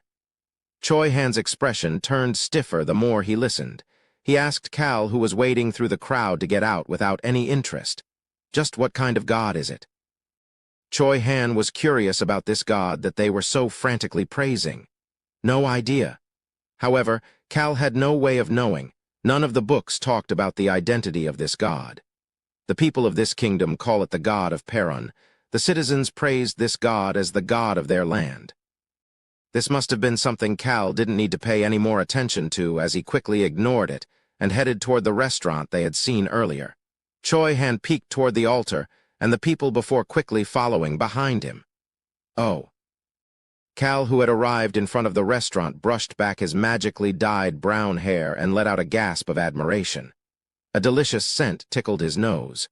Human, make sure you slip some food underneath the tablecloth. I will definitely eat some of it. Rayon urgently spoke in his mind. You must. Cal ignored Rayon and walked into the restaurant that was still not very busy. He had picked a restaurant with a long tablecloth on purpose so that Rayon could eat while hiding underneath. He headed toward a table in the corner of the room when he felt something odd. What are you doing? Choi Han had stopped walking and was looking at him. Why is he acting like this? Tap, tap. Hong urgently patted Cal's arm at that moment. Cal looked down to see that Hong looked as if he had something to say. Cal looked around for a bit before acting normal once a server came up to him. Welcome. Shall I take you to a table? I would like a table in the corner of the restaurant. No problem. Please sit over there. The server guided them to the corner table and put some menus on the table before walking away while telling Cal to call for her once they were ready to order. Cal lowered his head once the server left, and Hong stepped on Cal's shoulder with his front paws and whispered in his ear. Rayon spoke in his mind as well. The people we saw last night are here. Human, there is a life form as strong as Rosalind in here. What? Cal had a blank expression after hearing their comments. The people from last night. It was the people from Arms, Screech. Cal turned his head at the sound of a chair moving. Choi Han sat across from him and quietly whispered, Your 9 o'clock direction. Cal naturally looked around the restaurant. He saw two blonde people who looked like siblings in his 9 o'clock direction. Cal recalled what Rayon had just said. Human, there is a life form as strong as Rosalind in here. Life form. That word became stuck in Cal's mind. Those two blonde people reminded him of someone. They seemed taller than average and big but agile. They made him think about the tiger tribe that would be rolling around in the snow back home. Cal could see that their golden blonde hair seemed to be shooting out in all direction. Perhaps. Cal looked toward Choi Han and tapped on the table with his index finger. Tap, tap. That made Choi Han look down at the table, and Cal started to move his finger. His index finger wrote out some letters on the table. Choi Han shook his head to say he did not know. Cal looked down at On and Hong, who shrugged their shoulders. Even beast people could not immediately tell each other's true identity. It was much harder against those stronger than you as well. He heard Rayon's voice at that moment. Oh, they are lions. No wonder they seemed similar to the wolves but smelled differently. This really was an all-knowing dragon. Cal brushed his face with both hands. Ha! Tiger, bear, whale, lion. These were the 4 strongest beast people with the wolves right underneath them. Of the 4 tribes, the bear tribe and the lion tribe were known for having a larger number of tribe members. I didn't expect the secret organization to have some lions. Cal thought there were only humans in the secret organization. The way they treated the whales, wolves, and tigers until now made him think that they were acting to make humans the strongest life form. But this changed things. Cal stealthily observed the 2 lions. They seemed to be strong. The lions who were gracefully eating seemed pretty strong. The aura around them made Cal think that they probably held some rank in the lion tribe as well. I guess someone staying in the Duke's estate needs to have some rank. Hong whispered again. All of the other members had masks on. Only they did not wear masks. They definitely held some rank. That was why they were as strong as Rosalind. Cal started to get annoyed. I wanted to eat in peace, but he had to deal with these useless fools. However, he calmed himself down and opened up the menu. Choi Han observed Cal seriously looking at the menu and cautiously started to speak. It is fine since I am here. Should I follow them afterwards if you are worried? Have you decided what you want? Excuse me, Cal responded with a serious expression. They all look delicious. I can't pick what I want. Cal had pushed everything else aside to pick something to eat. He didn't care that Choi Han was looking at him with a blank expression and motioned with his eyes to the kittens who stealthily pointed to the pictures of the dishes they wanted. Human, I will pick 5. I will pick 5 things. I can eat it all since it is free. A dragon really was great and mighty. Cal was wowed by Rayon's comments as he ordered everything. Choi Han also ordered and then observed Cal, who leisurely responded back. If you know the enemy and know yourself, Choi Han recalled the quote from Earth. If you know the enemy and know yourself, you need not fear the result of 100 battles. Is Cal Nim going to say that? However, he was wrong. Cal continued to speak. If you know the enemy and know yourself, you can create an even bigger mess. Cal spoke with joy. And you can also steal things without them knowing. You can also prepare for the future. Cal did not say that last part. He did not care about Choi Han's expression and peeked at the lions who were getting up after finishing their meal. He ended up making eye contact with the male lion. Cal flinched. PSSH. The male lion scoffed at Cal. It was as if he was saying, yes, I understand why you would want to look at such a handsome man like myself, and that was exactly what he was thinking. I suppose I catch attention wherever I go. The male lion chuckled at the people inside the restaurant before leaving with the female lion. Cal started to think, what is up with that lunatic? He was a different kind of crazy than what Cal had seen. However, Cal had learned a lot of things based on the 2 lions' appearances.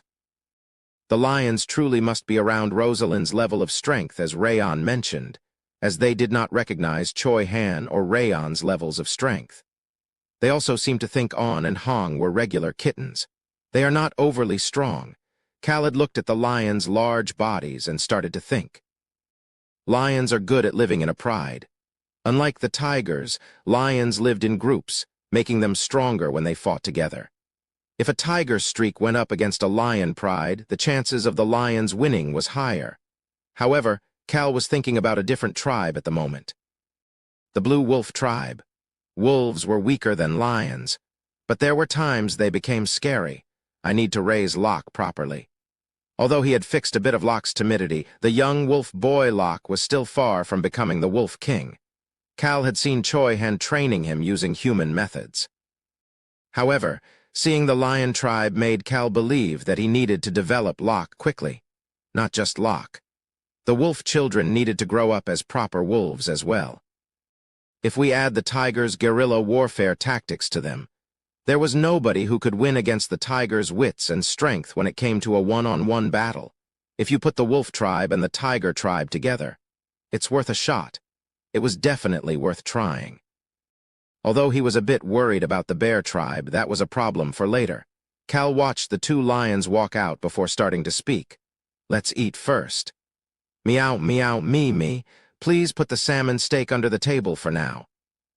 Cal stealthily pushed the salmon steak underneath the tablecloth and started to eat. He enjoyed the taste of the food as he observed more people coming into the restaurant. He then started to think, "I'm going to mess with them a lot." Cal had not forgotten about how the lion had scoffed at him. Cal started to frown early in the morning. Push, push, push. A total of 6 paws were pushing down on him, these little punks. Cal opened his eyes with a frown on his face. He could see the dark blue sky outside the window. However, it was still winter, so the sun would not be up for a few more hours. Red fur appeared in front of Cal's eyes. "It's today." Hong sounded a bit sad. "Yes, it is tonight." "Time for fireworks." A calm and excited Rayon made Cal sit up in annoyance. Someone knocked on the door at that moment. Knock, knock, knock. "Come in." The door slowly opened. Screech Cal could see Choi Han and the killer whale Archie. Archie was standing behind Choi Han with an odd expression on his face while Choi Han looked refreshed. Cal asked a question. "Your morning workout went well?" "Yes, Calnim. I feel refreshed." Choi Han responded with an innocent smile and brushed the dirt off of his hands while still outside the door. That made Archie quietly shake his head. Choi Han had buried the fluid to create the pillar of fire in the dry lake. Working out is best. Cal, whose favorite way of working out was breathing, played along with Choi Han and welcomed the day. The last day of the festival, the day they had planned to set off the fireworks, started off with a bright morning. Translator's note: Tidiak Keikachai is a crispy, spicy rice cake on a skewer, Chapter 177. Tricked, 5. Cal's group split up as soon as it turned bright. They would meet again in the plaza as the sun started to set. "I am curious about the magic of the north. I will go to the library." "Cal Nim, I will go get a sword." Rosalind went to the library. Choi Han went to a weapon store, and the two whales disappeared into the festival to take care of their own things as well as fulfill Cal's orders. In the end, the 3 children averaging 9 years of age were left with Cal. "Human, can I really keep eating?" Rayon could see a warm smile on Cal's face. "Of course." Cal responded gently before putting a northern special beefsteak in front of Rayon. He then wiped the sauce off the side of Rayon's mouth. The black dragon had a suspicious gaze in his eyes, but decided to eat the steak for now. They were currently in a VIP room on the 5th floor of a restaurant by the plaza. Cal handed a piece of cake and a plate of risée pasta to Hong and On respectively. Hong immediately took a bite of cake with excitement while On tilted her head in confusion. "This is weird. You are pretending to be nice."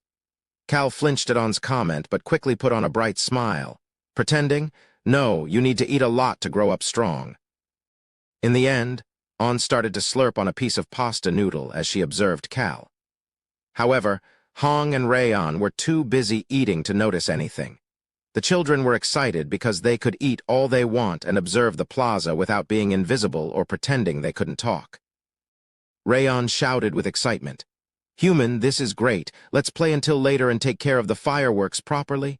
Cal nodded his head and casually responded back, "Sure, let's also add a fiery thunderbolt as an extra." Rayon's round eyes blinked a couple times. Fiery thunderbolt, clang. The fork that was in Rayon's front paw dropped to the floor. Rayon then started to frown. "Human, you are going to use the fiery thunderbolt? I won't faint. We can use magic. We can't use magic." "Why not?" "They will know it is magic." The sword master Clope and the mages needed to think that today's incident was something the Empire did, while feeling the power of nature as well. Rayon scrunched his face at Cal, who seemed to have already made up his mind before pushing the plate of steak toward Cal. "Human, eat it." "I'm full." "Why is your stomach so small? Is it because you are weak?" "Isn't it you that's amazing for being able to eat 10 steaks?" Cal couldn't tell what Rayon would consider a small stomach, but just proceeded with what he needed to say. "I will only use a small one today. I won't faint." "Really?" "Yes. I just need enough for it to flash." Rayon continued to frown but did not say anything after hearing Cal's confident voice. The kittens also seemed to accept it as they returned to eating their food. Ha! Cal felt sorry for himself that he needed to get these children averaging 9 years of age to approve his use of his own powers. He would not have cared if it was the whales or the tigers. How did it end up this way? Cal even thought that it might have been easier when he was living as trash. However, Cal still continued to wipe the sauce off of Rayon's mouth every so often. The 3 children were wary of him as they exchanged gazes with each other. "We will destroy everything if he faints." Hong nodded at Rayon's gaze while On shook her head and sent a different message. "How about we just protect him instead of thinking about destroying things? We will use our poison fog if any strong people come nearby. Everybody, whether they are lions or sword masters, all fall in the end if they are poisoned." "Oh, good idea." Cal did not know about the children's vicious exchange as he slowly ate a cookie. The children continued to peek at him from time to time, but Cal had no idea. Cal looked out the window and started to think. The fiery thunderbolt. He had fainted after using it to the maximum power last time. "Then I'll use just half. Since it would be used during night time, even using it at half power will make it flash brightly. I shouldn't faint if I use it at half power, right?" Cal felt his heart starting to beat faster. He then started to frown. Is it completely crazy now? He shook his head at the voice that was going off like an alarm in his head. It had been going on since early in the morning. "Are you planning on destroying it?" It was the scary giant cobblestone. "Is it because I made up my mind to use the fiery thunderbolt?" Cal had no idea why the super rock was acting this way. Is there no way to turn this voice off? The children, who had been secretly whispering to each other, froze after hearing Cal's mumblings. However, Cal did not look toward the children. This super rock is really useless. Maybe it was because Cal thought that way, but the super rock said something else this time. "Are you trying to destroy the traces of fire's eternal rival?" Eternal rival? The fire of destruction's rival. Cal thought about what he was going to destroy. It was the lake with the legend of the god's tears. But a rival? Cal's expression turned serious. Rayon was curious about what Cal was looking at and turned his head in that direction before stiffening up. He could see a street vendor selling apple pies. Seeing that Cal was not moving at all, Rayon slowly took out his piggy bank and removed 1 silver coin from it. On and Hong each took out 1 silver coin as well. However, Cal was not paying attention to anything right now. A new topic had complicated his mind. There's no way the super rock would lie. Are you trying to destroy the traces of fire's eternal rival? That was why Cal had thought about something after hearing that phrase. Did the main character of the legend possess an ancient power? No matter how crazy the owner of the fire of destruction may have been, Cal didn't think he would have gone up against a god. The easiest conclusion was that someone with a water attribute ancient power was the fire's rival. Cal suddenly thought about a myth. Guardian. He had heard about it from Taylor Stan in the past, the guardian who protected the northeast region in ancient times. It was the one about how a guardian had protected the land of boulders. But why was he thinking about that guardian right now? Why does that guardian make me think of the super rock? Cal let out a sigh. He then made up his mind and got up from his seat. None of my business. The super rock did not ask, "Are you planning to sacrifice yourself?" That meant that Cal had nothing to worry about. In that case, there was no reason to think long and hard about this. Cal could see Rayon quickly flying toward him. Human, are you going to get some apple pies?" Apple pies. Cal looked toward Rayon, wondering what he was talking about as the dragon and 2 kittens puffed up their chests and stood in front of him. Cal shook his head at the children who seemed to be waiting for his answer. "No, he. Rayon started to chuckle. "Human, I understand. I know you got this restaurant for us. Look forward to an apple pie. We have a lot of money now. We need to repay the favor." What the Cal could not understand the 3 children and just ignored their comments before starting to speak. "Let's finish the food." The children quickly started to eat the pile of food on the table. Cal looked toward the children who seemed excited and thought that there was no reason to worry about good things and started to think. Rayon left in a bit saying, "Human, I will go see Choi Han for a bit." But Cal was too busy thinking about things to even notice. Knock. Knock. Knock. Cal sat up after hearing someone knocking on the door. It was time for the door to this VIP room that was reserved in the Flynn Merchant Guild's name to be opened again. Come in. The door opened, and Choi Han and the others walked in.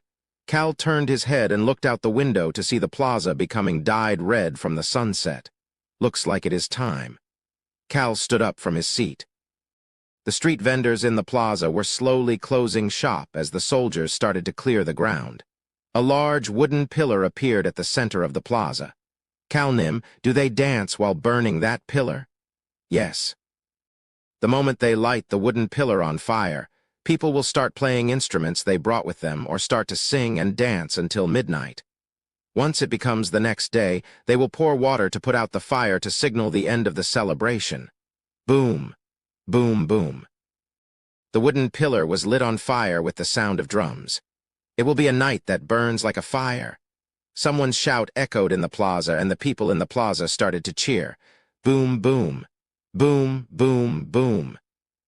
The drums started to become louder as other instruments and human voices added onto it. Tap, tap. Cal slowly lowered his head. Rayon On and Hong were awkwardly dancing in rhythm with the Perun Kingdom's citizens. Cal watched this interesting dancing until it became completely dark. He then took off his robe. A black outfit appeared underneath. Let's go. Cal did not wait for a response and gathered wind at the tip of his feet. He then headed to the terrace and easily jumped up to the roof. Tap, tap. Human, let's go together. Cal felt his speed increasing with Rayon's magic as he jumped over the roof. Cal and his group headed away from the plaza that was shining brightly. They arrived at the quietest and darkest spot in Bago City. Choi Han walked up to Cal and gave a short report. I determined the patrol route earlier. Please follow me. Click. Choi Han touched his scabbard and took the lead. Rosalind then walked up to Cal and kept pace with him.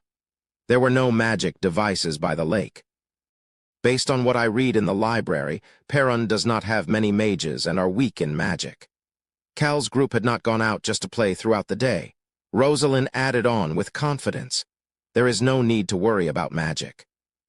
Cal peeked toward the two whales who were standing behind him like guards. Pazetin reported the things he noticed while observing the celebration all day. There were many nobles who reserved restaurants with good views. I think the reaction will be bigger than we expected. The Seka estate was quiet. It is confirmed that Duke Clope is in the castle. Cal stopped walking after hearing Archie's report, the eastern forest of the lake. Cal entered the lake through the stealthiest location. He could only see some lamps around the dry lake and did not see any people. Cal looked toward the north. He could see the temple and soldiers. Cal had ordered Choi Han and Archie to bury the pillar of fire fluid in the center of the lake early this morning. It was the entire amount they had taken from Maple Castle. Young Master Cal, should we light it on fire with a magic bomb? No. Cal understood why Rosalind seemed confused. They needed an explosion to destroy the orb because they did not bring the timed magic bomb. Then how I will do it? You will. Cal ignored Rosalind, Archie, and Pazetin, who seemed confused and started to walk. They needed to move before the patrol got here. Calnim. Choi Han responded to Cal's movements. He remembered Cal's power that was similar to a magic bomb. The thunderbolt had flashed the entire 10 Fingers Mountains Valley with a red light. Rosalind and the whales had not seen it, but Choi Han had seen the power as well as Cal, who fainted afterward. Choi Han. Choi Han, who was about to walk up, heard Cal calling his name. Cal casually gave an order. Once I use my power, take on Hong, Rayon, and me to the Seka estate immediately no matter what. Got it? Choi Han bit down on his lips before nodding his head. I understand. I remember the plan. Rosalind became even more confused at Choi Han's response. Cal's order just now was weird as well. Wouldn't it be obvious to do that? However, nobody answered her question. Cal reached both hands out toward the lake. He then turned his head. He looked at the burning wooden pillar in the plaza before starting to frown. It is brighter than I expected. The burning wooden pillar was taller and brighter than he had expected.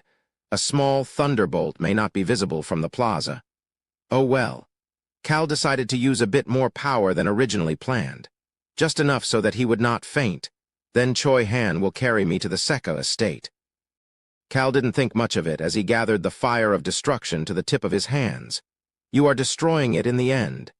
Cal heard the Super Rock's voice. Choi Han raised his head at that moment. Rumble, the night sky started to rumble. They could hear it clearly as this area by the lake was completely quiet. Is he? Rosalind raised her head up like Choi Han. It sounded like the night sky was crying. She then lowered her head to see Choi Han walking up toward Cal's back. Little Rosalind, take out a potion. She then heard Rayon speak into her mind.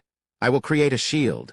She also saw on creating a fog to surround the group as well. It was at that moment. Rumble the rumbling was even louder this time. The priests and soldiers at the temple in the distance came out to look up at the sky. Soon. The group heard a quiet voice.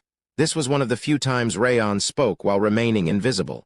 It is coming. Coming, the group's gaze headed up to the sky before moving down to Cal. It was at that moment. Ah! A red light flashed in front of them. The rose-gold light blinded them for a moment. The sky seemed to have turned red for a moment. They then heard a loud noise. Bang! Thunderbolt. That word became stuck in everyone's minds. Rosalind slowly regained her sight. That short duration of blindness felt as if it had gone on forever. She could then see a pillar heading up to the sky. My goodness. A pillar of fire was shooting up from where the red thunderbolt had landed. Rosalind felt as if she could not breathe. A huge natural power had come pouring out of Cal just now. Why, young Master Cal? She then let out a shout that was almost a shriek. Rosalind. Choi Han calmly called out her name before easily carrying Cal, who was staggering. He looked toward the shocked Rosalind and wails and started to speak. What should we do? A weak but clear voice answered from Choi Han's back. Isn't it obvious? Everybody could see Cal's tired expression. However, he continued to speak. Follow the plan. Rosalind and the whales came back to their senses at his response. I understand. Choi Han responded back before moving toward the Seka estate with Cal on his back. Rayon on, and Hong followed behind him. The rest of the group watched them for a bit before moving as well. Cal was heading toward Bago City that was now completely silent without any music or laughter. The red thunderbolt had filled the capital with silence. Cal was having this thought at that moment. I'm hungry. He was fine other than that. He felt as if he could even move on his own. However, this was not the time to stop because he was hungry. Rayon on and Hong approached him while they were moving. What are you doing? Why aren't you moving quickly? They didn't get offended at Cal's weak voice before Rayon took something out of his spatial dimension and handed it to him. The three children had pooled their money to buy 10 apple pie slices. Human, aren't you hungry? You said you were hungry as soon as you opened your eyes last time. Cal opened his mouth and Rayon fed him a slice of apple pie. Of course, he was still on Choi Han's back at the moment. Cal slowly entered into the shocked plaza while munching on apple pie. Chapter 178. Tricked 6. Choi Han looked as if he was running across a flat plain, even as he jumped across roofs with Cal on his back. This is more comfortable than a carriage. Cal was admiring Choi Han's extreme stability while enjoying the apple pie that was fed into his mouth every time he opened it. The smell and texture of apples along with the sweetness. Cal licked his lips after finishing one slice of apple pie and felt more relaxed. Much better. The only issue with the fire of destruction was this extreme hunger that came afterward. But this time was much better than the time at the 10-Finger Mountains because I didn't cough up blood. He could not finish his thought. Cough. Cal coughed, and blood seeped into Choi Han's clothes. Damn it. Cal realized something after seeing that he was coughing up blood. There's always blood when the vitality of the heart moves with urgency. This was the case whether it was the Plaza Terror incident, the 10-Finger Mountains incident, or the recent incident in the Empire when he used the shield again. Whenever he used a significant amount of strength, the vitality of the heart would urgently start to work in order to restore his health. It always made him let out one bloody cough. But I feel so much better. It always made him feel better afterward. Cal was relieved that something terrible like coughing up blood while eating apple pie did not happen and looked toward Rayon. What are you doing? Nothing, human. Cal could see a piece of apple pie flying away as dust. He could also see the poisonous fog starting to come out of On and Hong's bodies. He had an iffy feeling about it all as he patted Choi Han's back. Shouldn't he at least apologize for getting blood on him? Sorry. It was not a problem. Choi Han responded after a while. That made Cal think that Choi Han was annoyed that there was blood on his back, but had calmed himself down. Even he would have been angry if it had happened to him. Cal wanted to move away from the angry Choi Han. He had filled his belly with apple pie, so he could probably walk on his own now. I should be okay to get off now. Let's start moving again once you put me down. It is not a problem. Not a problem. Cal found Choi Han's response to be odd. Choi Han quickly added on. It is like moving with a broom on my back. You are lighter than a haystack. Furthermore, I can move more efficiently and stealthily than you can, Cal Nim.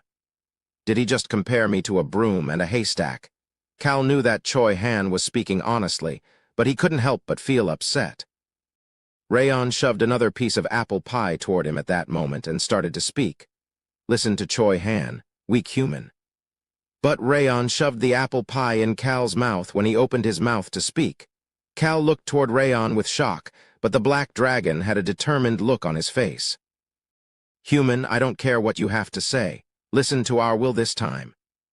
What does he mean by our will? Cal was flabbergasted. However, he did not say what he was originally going to say. What he had planned to say was not different than this will that Rayon was talking about. I don't mind. This makes it easier for me. It was relaxing to be carried and fed apple pie as they headed up the hill to the White Duke's estate. However, the streets underneath them were becoming completely chaotic. Cal looked down at the streets. The streets were busy even though it was night time. The wooden pillar was still burning. However, neither laughter nor music could be heard. All of them were looking in the same direction. They were all looking toward the Lake of Legends. They could not see the lake itself, but they could see the tall pillar of fire that was shooting up toward the sky. There's a pillar of fire at the lake. One of the nobles who was enjoying his meal in a VIP room walked out onto the terrace in shock. He could not pay attention to the wooden pillar anymore. The giant pillar of fire that looked as if it could easily decimate this plaza had scared the shit out of him. He recalled the red thunderbolt that had just descended onto the lake. It was as if God. It seemed to be a god's rage. The noble's hand started to shake. Why would the lake that the god left from start to burn, however, he could not finish his thoughts. Fire? He looked down below the terrace.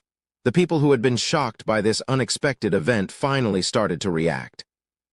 There were some who were running away and others who kneeled and started to pray. He could see people reacting in many different ways. People may end up getting hurt if the plaza ended up in chaos. However, the noble was not worried. See it He could see vapor starting to rise. The fire on the wooden pillar was put out. The sound of the fire being put out made people stop moving. The mages had poured water onto the wooden pillar, leaving behind only the charred wooden pillar.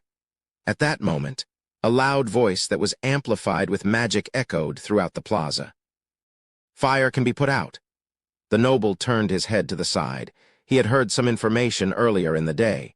Duke Sekka was going to visit the wooden pillar in the plaza, the Sekka Duchy's current duke.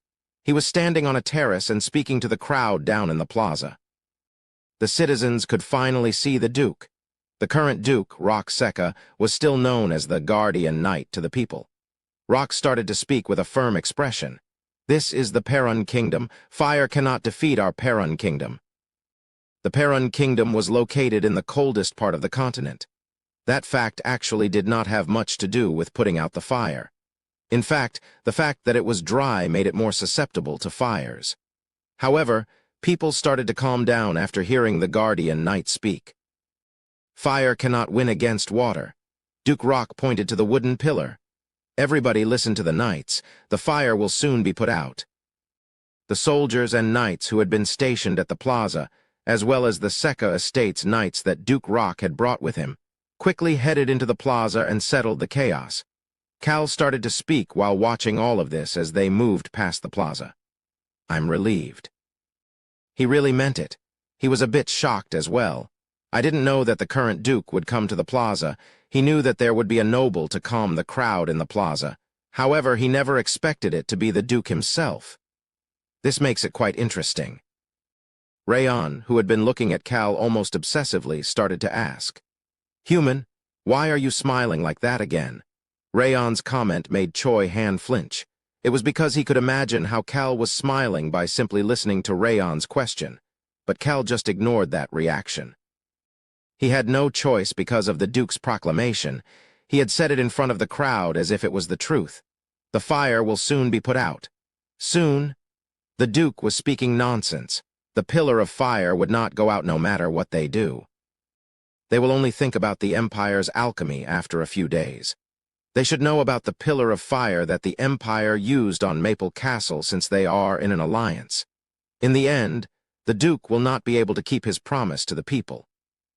Cal was satisfied at this unexpected situation as he looked, not at the Sekka estate, but somewhere else. The Perun Castle.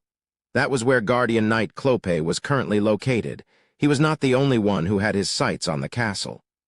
Duke Rock was also looking toward the castle. His son, Clope Sekka.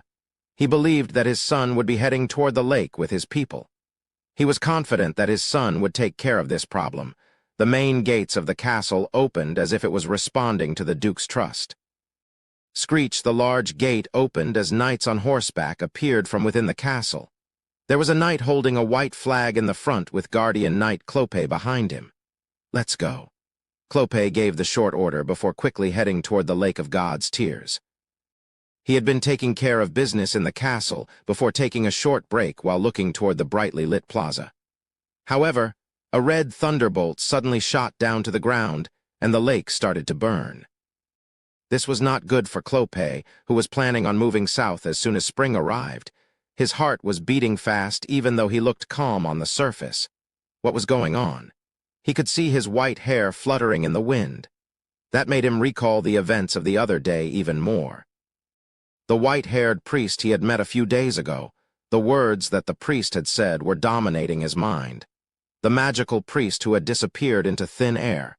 The identity card he had been presented had ended up being a fake. The priest had said the following: "I pray that the lake fills back up soon." Clope had thought of something while listening to the priest. His gaze seemed to be full of certainty. Although the priest said he was praying for it, his gaze had been full of certainty. Clope remembered all of the things that the priest had said. Everything will be visible in due time. The esteemed god gathered up his gift to the humans and left because of human greed. He never showed any anger. Clope's hands that were holding the reins flinched. He then lifted his head up. He needed to stop his horse. Whoa, whoa. However, he did not need to do anything. The horse stopped on its own. It just stood there without being able to move any farther. Clope quietly observed the situation in front of him. Clope could not say anything about the sight of the lake in front of him. To be specific, all he could see was the pillar of fire filling the lake. How could this the pillar of fire did not extend beyond the lake and just continued to shoot up toward the sky? Looking at this made him think of a single word: anger. Clope's heart started to beat wildly. The mages who had been with him soon caught up. "Captain Nim," Clope gave an order with a stoic expression. "All units focus on putting out the fire. Knights, cut the nearby trees and bring over large quantities of dirt. Mages, start to use your magic." "Yes, sir." The people who had come from the castle quickly started to move. They could not leave the fire as is even if it was hard to approach. Clope looked toward the pillar of fire for a while before turning his head toward the eastern forest. This was the forest where the white-haired priest had disappeared. Clope looked toward the forest for a long time as if he was a statue.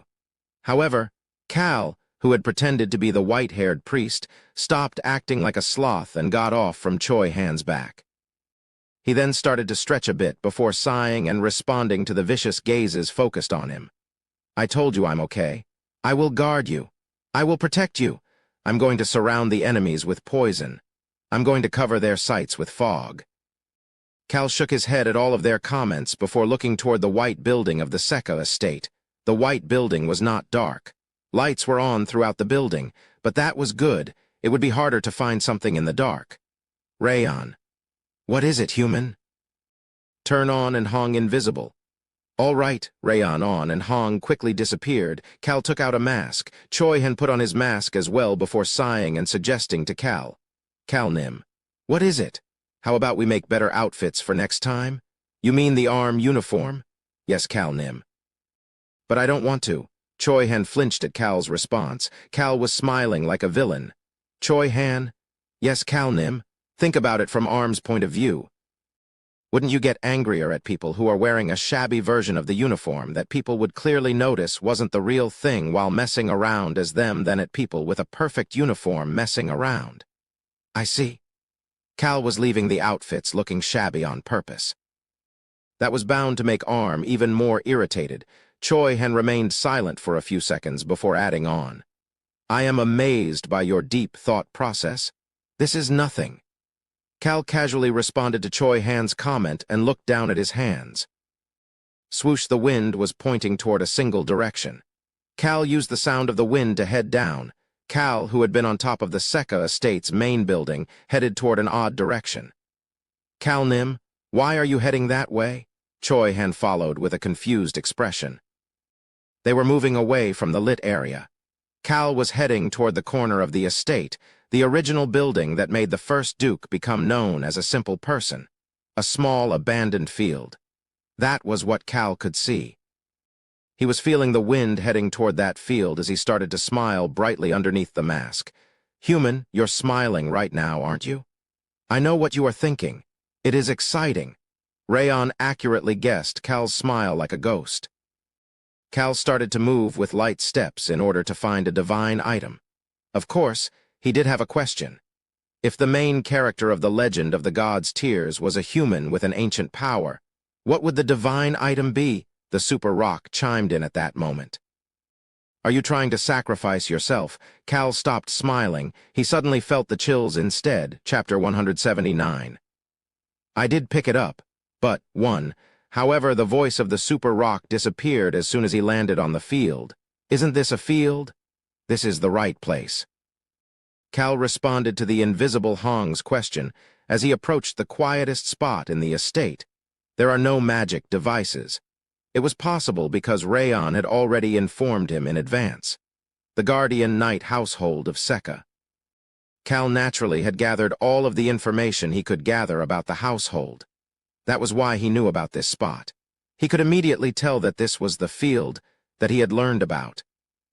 The person who was the first Duke of the Seka household, as well as the first Guardian Knight. That person had created a front garden, a rear garden, and a small field in the corner. He personally maintained the field once he became old.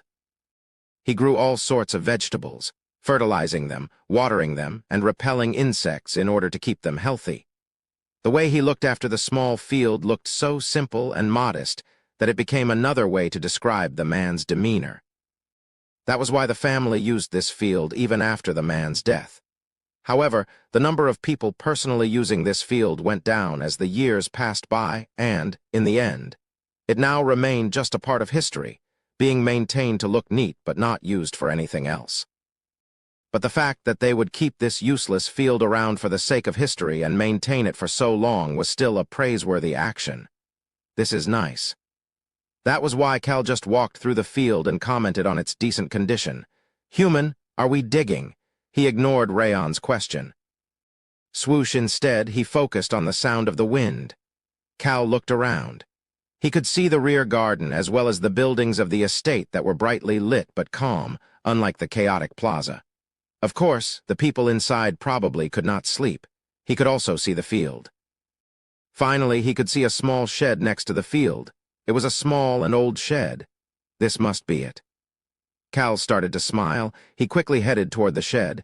The shed was so small that Cal needed to crouch to enter. Choi Han watched Cal look at the shed before standing in the field to stand guard. Tap, tap. Choi Han looked down after feeling something tap his shoe. There was nothing there. Meow. He then heard Ainz meow. Fog started to slowly appear to cover the area around the field.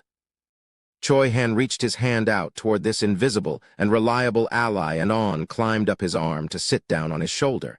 Cal did not pay any attention to the dark and foggy surroundings as he stood in front of the shed and crouched down.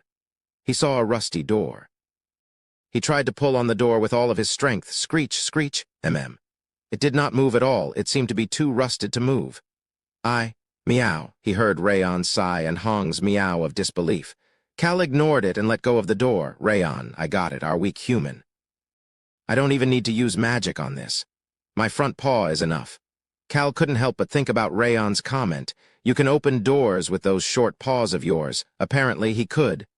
Crack, the door had 2 imprints in the shape of Rayon's paws as it easily opened. No, it broke. Cal looked at the barely hanging door and started to speak. Let's erase those imprints. All right. Crack, crack, bang. Rayon grabbed the door and kicked at it a few more times. In the end, the imprints were gone and a large hole replaced it. People would never expect it was a dragon's paw now. It looked more like a mana orb was used to break open the door. I could have melted it with poison. Cal ignored Hong's sad voice. He then left the 2 children behind as he entered the shed. He could not even stand up straight in here. Rayon, light. A small light orb appeared in order to light up the shed. Cal's expression turned odd. Farming tools? He could only see farming tools. There was a shovel that seemed pretty new, a hoe that seemed to be a few years old, and an old pickaxe. There were many other miscellaneous tools as well. Cal picked up the hoe. There was a hoe in his magic bag as well. Although he wished that this old hoe was the divine item, unfortunately, the wind pointed to the corner. Cal looked toward the corner that was filled with miscellaneous items. Ha! He sighed before crouching down to clear the items. Although he looked tacky moving the items aside, Cal was focused on the work. However, he frowned and started to speak. Time to pay up. Meow. Hong came over to help. Human, let's just blow it away with the wind. Ooh, will the shed fly away too if we do that? Rayon was speaking out loud as they were currently inside the shed. Yes, it will. I see, but something is weird here. Weird. Cal threw a copper plate to the side as he looked toward Rayon. Rayon had noticed the divine items last time based on the feelings he got. What is weird? Rayon happily answered Cal's question. Anger, destruction? What? A grudge? A grudge? Those are the things I can feel. Clang, a small tong in Cal's hand fell to the floor. He had found the item that the sound of the wind was touching at that moment. Rayon's voice continued on as well. Yes, that is the item. I feel a grudge as cold as winter coming from it. It feels like the revenge of the snow. Oh, that is a good name. The snow's revenge. This is driving me nuts. Cal looked toward the item that Rayon was calling the snow's revenge. It was a watering can. It looked like a common blue watering can. It just had an outdated design due to its age. Cal covered his face with both hands. This did not seem to be the god's tears.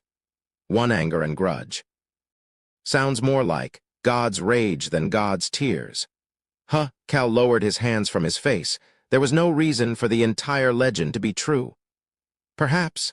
Cal looked toward Rayon, who blinked his round eyes a few times before going, as if he realized what Cal was thinking. Human, I do not think it is dangerous to us. It is not getting angry at us.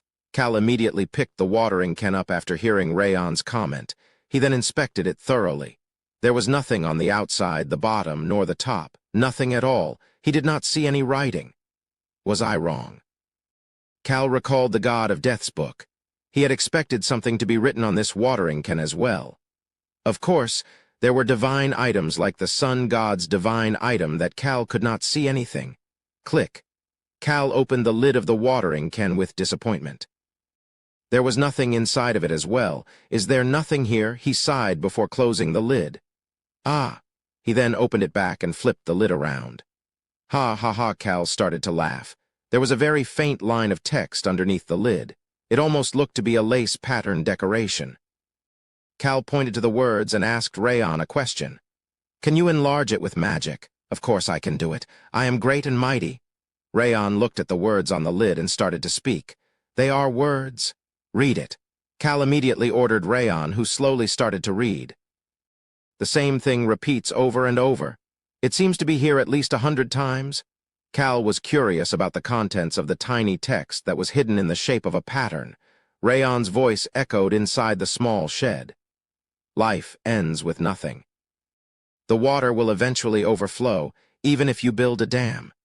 I had created a river for the frozen land, but all of you blocked it from flowing.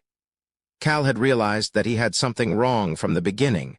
The lake from the legend of the God's Tears was not actually a lake. It was a river. Rayon continued to read. There is only one conclusion for all of you who chased away my precious child in order to fill your greed. Precious child? The legend said that the god left behind a guardian knight. The final statement came out of Rayon's mouth. Everything will return to normal just as the river eventually flows. Rayon finished reading and looking up at Cal. Rayon, what kind of letters do you see? It is a runic language. Really? Rayon had read the runic language similar to what they saw in the God of Death's book. The fact that it was not a magic item, even though the runic language was written on, it made it likely that the truth was written on this watering can. Of course, this was the truth from the perspective of the god. Cal thought through the information one at a time. The god originally created a river for the frozen north. However, the people who used to live in this land in the past turned the river into a lake in order to hoard the water for themselves. That made the god rage and leave behind this divine item. Furthermore, the people chased away the god's precious child before they made the lake. If these statements were true, that meant that the current legend had changed a lot of the information. The guardian knight is not someone the god selected. The guardian knight that the citizens of the Perun kingdom, and even Clope himself, believed to be chosen by the god held a completely different history. Is that precious child the fire of destruction's rival? He recalled what the super rock had said. Are you trying to destroy the traces of fire's eternal rival? He was feeling as if a lot of complicated things had gathered together. But Cal soon stopped thinking about it. There was no reason to figure everything out right now. This was neither the time nor the place to do that. Cal looked down at the watering can. Rayon, let's pack this away for now. All right, this will not bring us any harm. Rayon immediately put the watering can in his spatial dimension. Cal then crawled back out of the shed only to see that a thick fog was surrounding the area.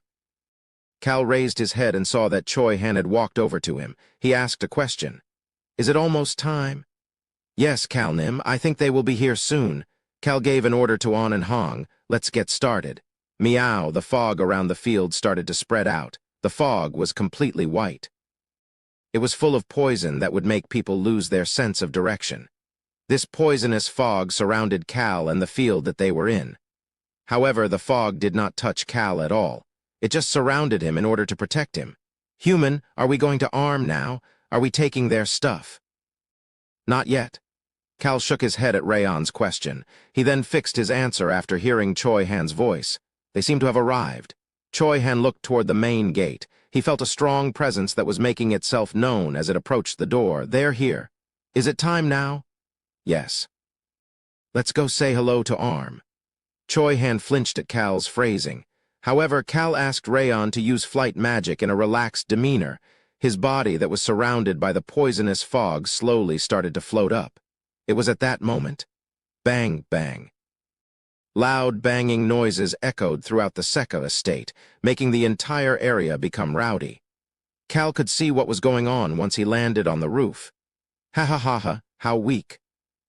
A man who was wearing a black mask and the shabby secret organization outfit was laughing while stepping on the remains of the wyvern sculpture that he had just destroyed.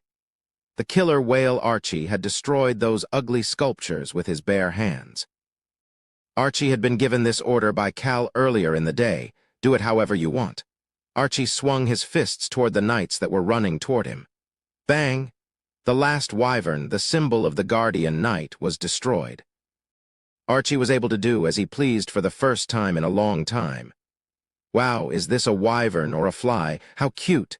They break so easily if you just tap on them. Ahahaha! Cal smiled with satisfaction while watching Archie acting like a lunatic. Rosalind and Pazitin, who were both wearing the same shabby outfit, were standing behind Archie. Wonderful. Cal looked toward the knights and the male lion heading toward them as he enjoyed the cold breeze. The male lion was wearing leather armor instead of Arm's uniform. He started to shout with a frown on his face. How dare they wear such terrible fake outfits? They must be those bastards. Cal felt even better. The night air is so refreshing. It was still the middle of the night. Translator's note: God's tears seems to be the divine item, so it will be capitalized from here onward. I think I got most of them already, though. Chapter 180. I did pick it up. But that was a problem for the others. On this night, a night where they could not fall asleep because it was the last day of the festival, the bright pillar of fire that seemed to want to burn the night away kept the people in the Duke's estate awake. With the master of the household and the young master both being unable to sleep, the rest of them could not sleep either. What a lunatic! The old butler of the Duke's estate couldn't believe it. The knights and soldiers were covering his view, but he could still see the destroyed wyvern sculptures. These wyvern sculptures had been the Secca family's crest for generations. Crackle, crackle.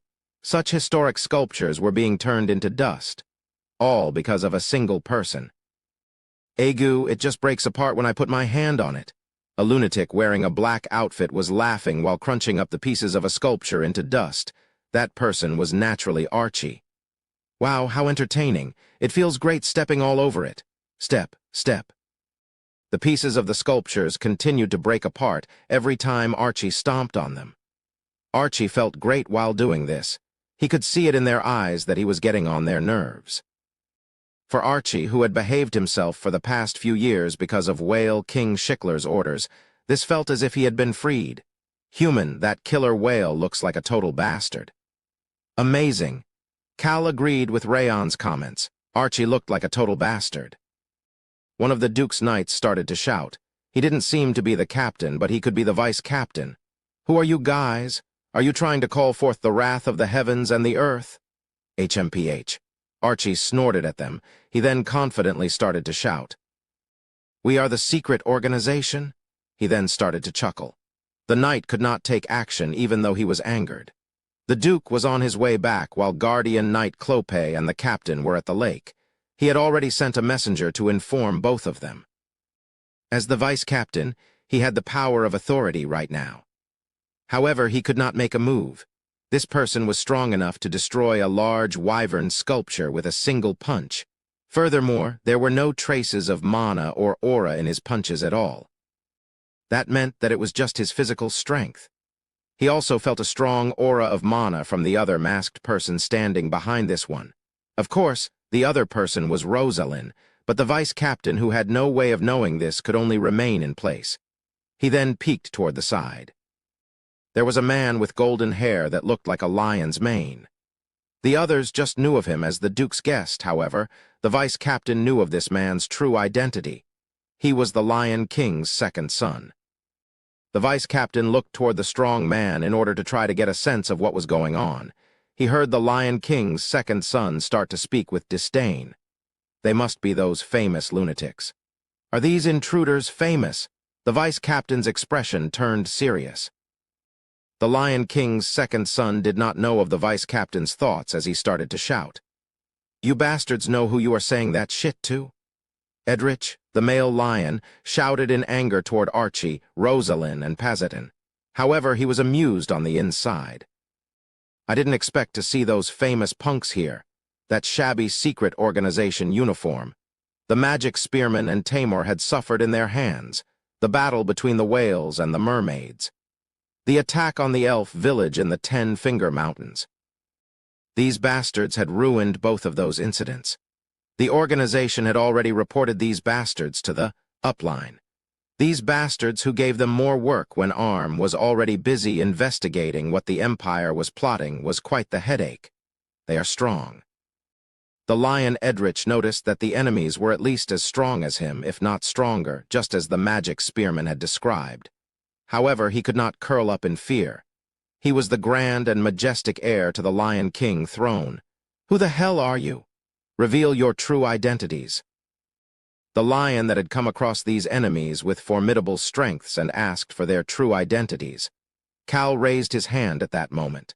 Archie noticed Cal's gesture and responded as Cal had ordered him to do. Would you tell you if you were in our shoes? What a stupid brown broom head. Edrich started to frown. Cal happily started to speak. Let's start moving too.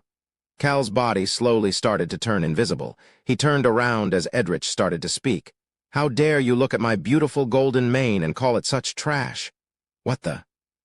Why are you throwing such a fuss when this isn't even your house? You. Edrich could not say anything to Archie's retort, while the vice-captain flinched and tried to calm himself.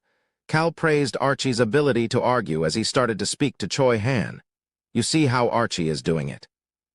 That's how acting should be done. I don't really want to learn that. That is true. We only need one of those type of people. Is it really just Archie?" Choi Han looked toward Cal with such a gaze, but Cal was quickly moving. The group verified that he had turned invisible before starting with the next phase of the plan. "Enough talking. Come at me." Although he said to come at him, Archie started to charge forward instead of waiting. He was aiming directly for Edrich. Rosalind and Pazetin followed behind him and rushed toward the knights. Cal seriously spoke to Choi Han and Rayon while they did that. "Follow me closely. Don't leave my side." This was because he did not see the other lion nor the remaining members of ARM. He needed Choi Han and Rayon to be by his side in order for the kittens and him to be safe. "I understand, human. I will always be by your side." Rayon's happy voice could be heard, but Cal ignored it as he snuck into the Duke's estate. The sound of the wind could be heard. The last room on the 5th floor of the Duke's estate. Gronica, the other lion who was in the room next to Clopé's study, started to speak. "Is there an open window?" "Excuse me," the knight asked with confusion before his expression turned serious. Clang. The members of ARM took out their weapons. There were no windows that were open. They had closed off all of the entrances to the 5th floor or placed a knight in front of it as soon as they heard that there were intruders. There should be no reason for there to be any sort of wind blowing through the room. But the wind blew by once more. They clenched their weapons tightly. Then they saw it. It was fog. A fog was slowly approaching them from the end of the corridor with the wind. It was as if a white wave was splashing through the hallway. "Step back." Gronica rushed toward the fog. There was a whip in her hand. Flick. A golden whip that was similar in color to her golden hair was flicked toward the fog. A small voice could be heard from inside of the fog. Meow. It was a cat. She recalled the old man who looked like a child grinding his teeth as he mumbled. She recalled what the tamer had said. "I will make sure to kill those cats." The magic spearman had reported in a battle brigade's meeting that Gronica had attended. There are 2 cats. They are adept at poison. Meow. She heard the meowing once more. She immediately cut through the fog with her whip. Clang, however, there was someone who blocked her whip. The whip was parried by a sword and lost its direction. A man appeared through the fog. She could see the black pupils of the man in the black outfit. She could also see the black aura in the air. Gronica started to speak to her subordinates. "It is poison." ARM had some information on these people as well. She remembered some of that information as soon as her whip was parried. "You must be the sword master." The black pupils underneath the mask started to smile. She did not miss that moment as she flicked her whip once more. Clang, the windows in the hallway suddenly shattered. The pieces of glass flew outside the window. Why is the glass? What the? The people outside the door became anxious after seeing the windows shatter. They quickly noticed that something must have happened on the 5th floor. Gronica watched the poison fog spread outside the windows and slightly turned her head. "What are you doing? Are you scared?" "Hey, you wyvern-fly bastards. Hey, brown broomhead, are you running away?" "Ah-ha-ha-ha-ha. Good luck running." She could hear an intruder's voice outside, brown broomhead. That made her laugh before she charged toward Choi Han once again. "Guard the door." She gave a short order to her subordinates as she flicked her whip toward Choi Han once again. Flick. Bang. It was not the sound of a sword hitting a whip. The window sills started to shake. Gronica held a short dagger as she rushed toward Choi Han, who had parried the whip. Her dagger made it inside Choi Han's domain. The 2 of them made eye contact. Gronica heard the intruder's voice for the first time at that moment. "Too weak." "What?" Gronica's pupils started to shake. She heard a familiar voice at that moment. "Gronica." Her cousin Edrich appeared at entrance of the hallway. She saw the other knights as well.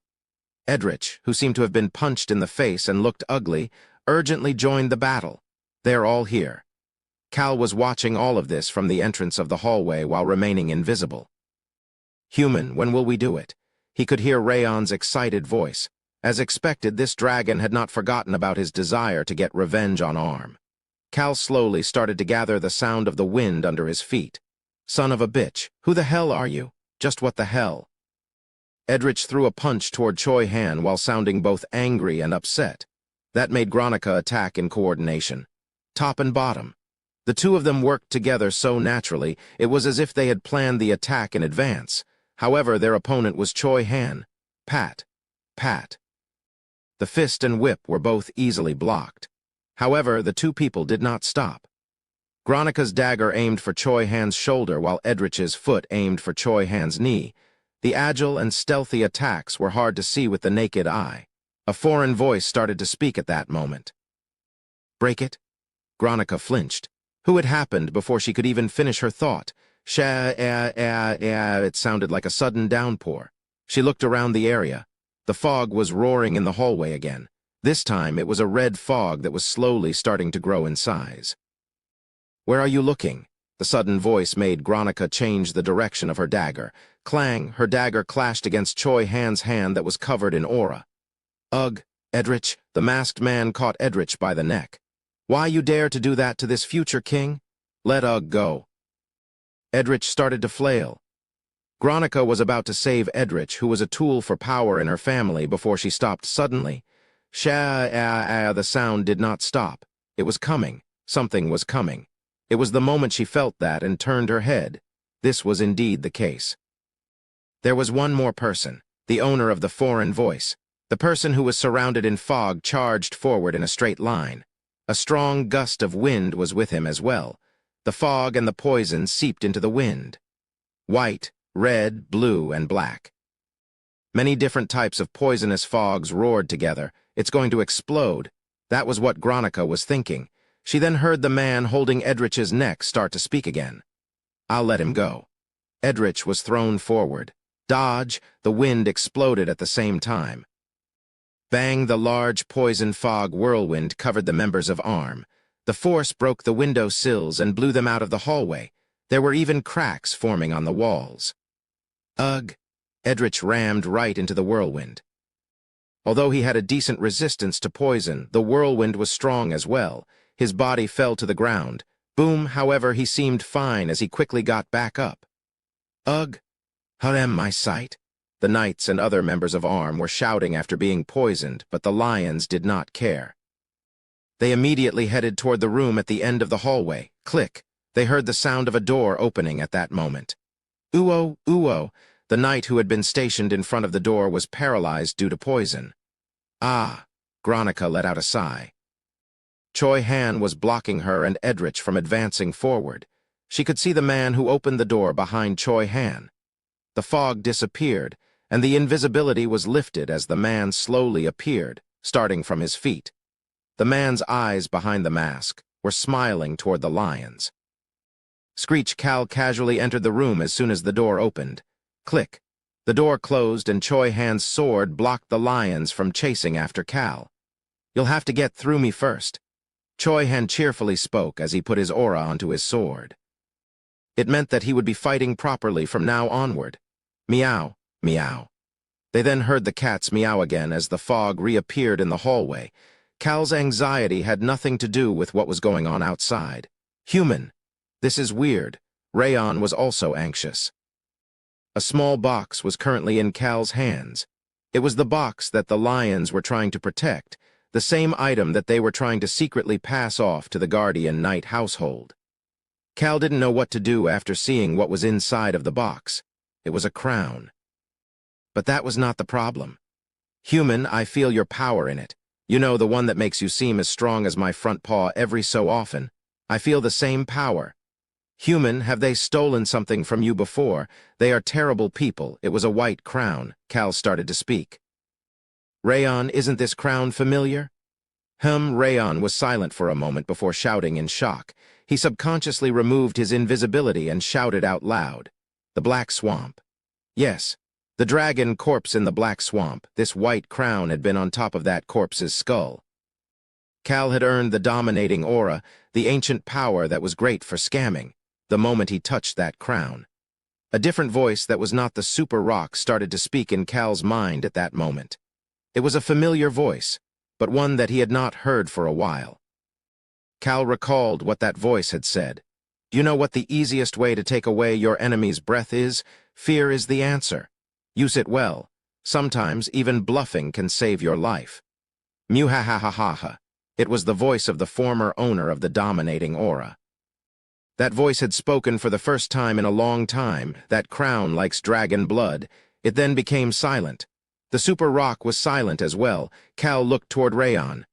"What is it, human?" Cal started to speak at that moment. "Let's throw this away." "What? No. I can't let them continue to hold on to this." The black dragon had never seen Cal frowning while looking at something that looked expensive like this crown with a large jewel. Cal continued to speak in a stern tone toward Rayon, who was tilting his head in confusion. "Should I break it?" This was the first time he picked up something that he didn't like.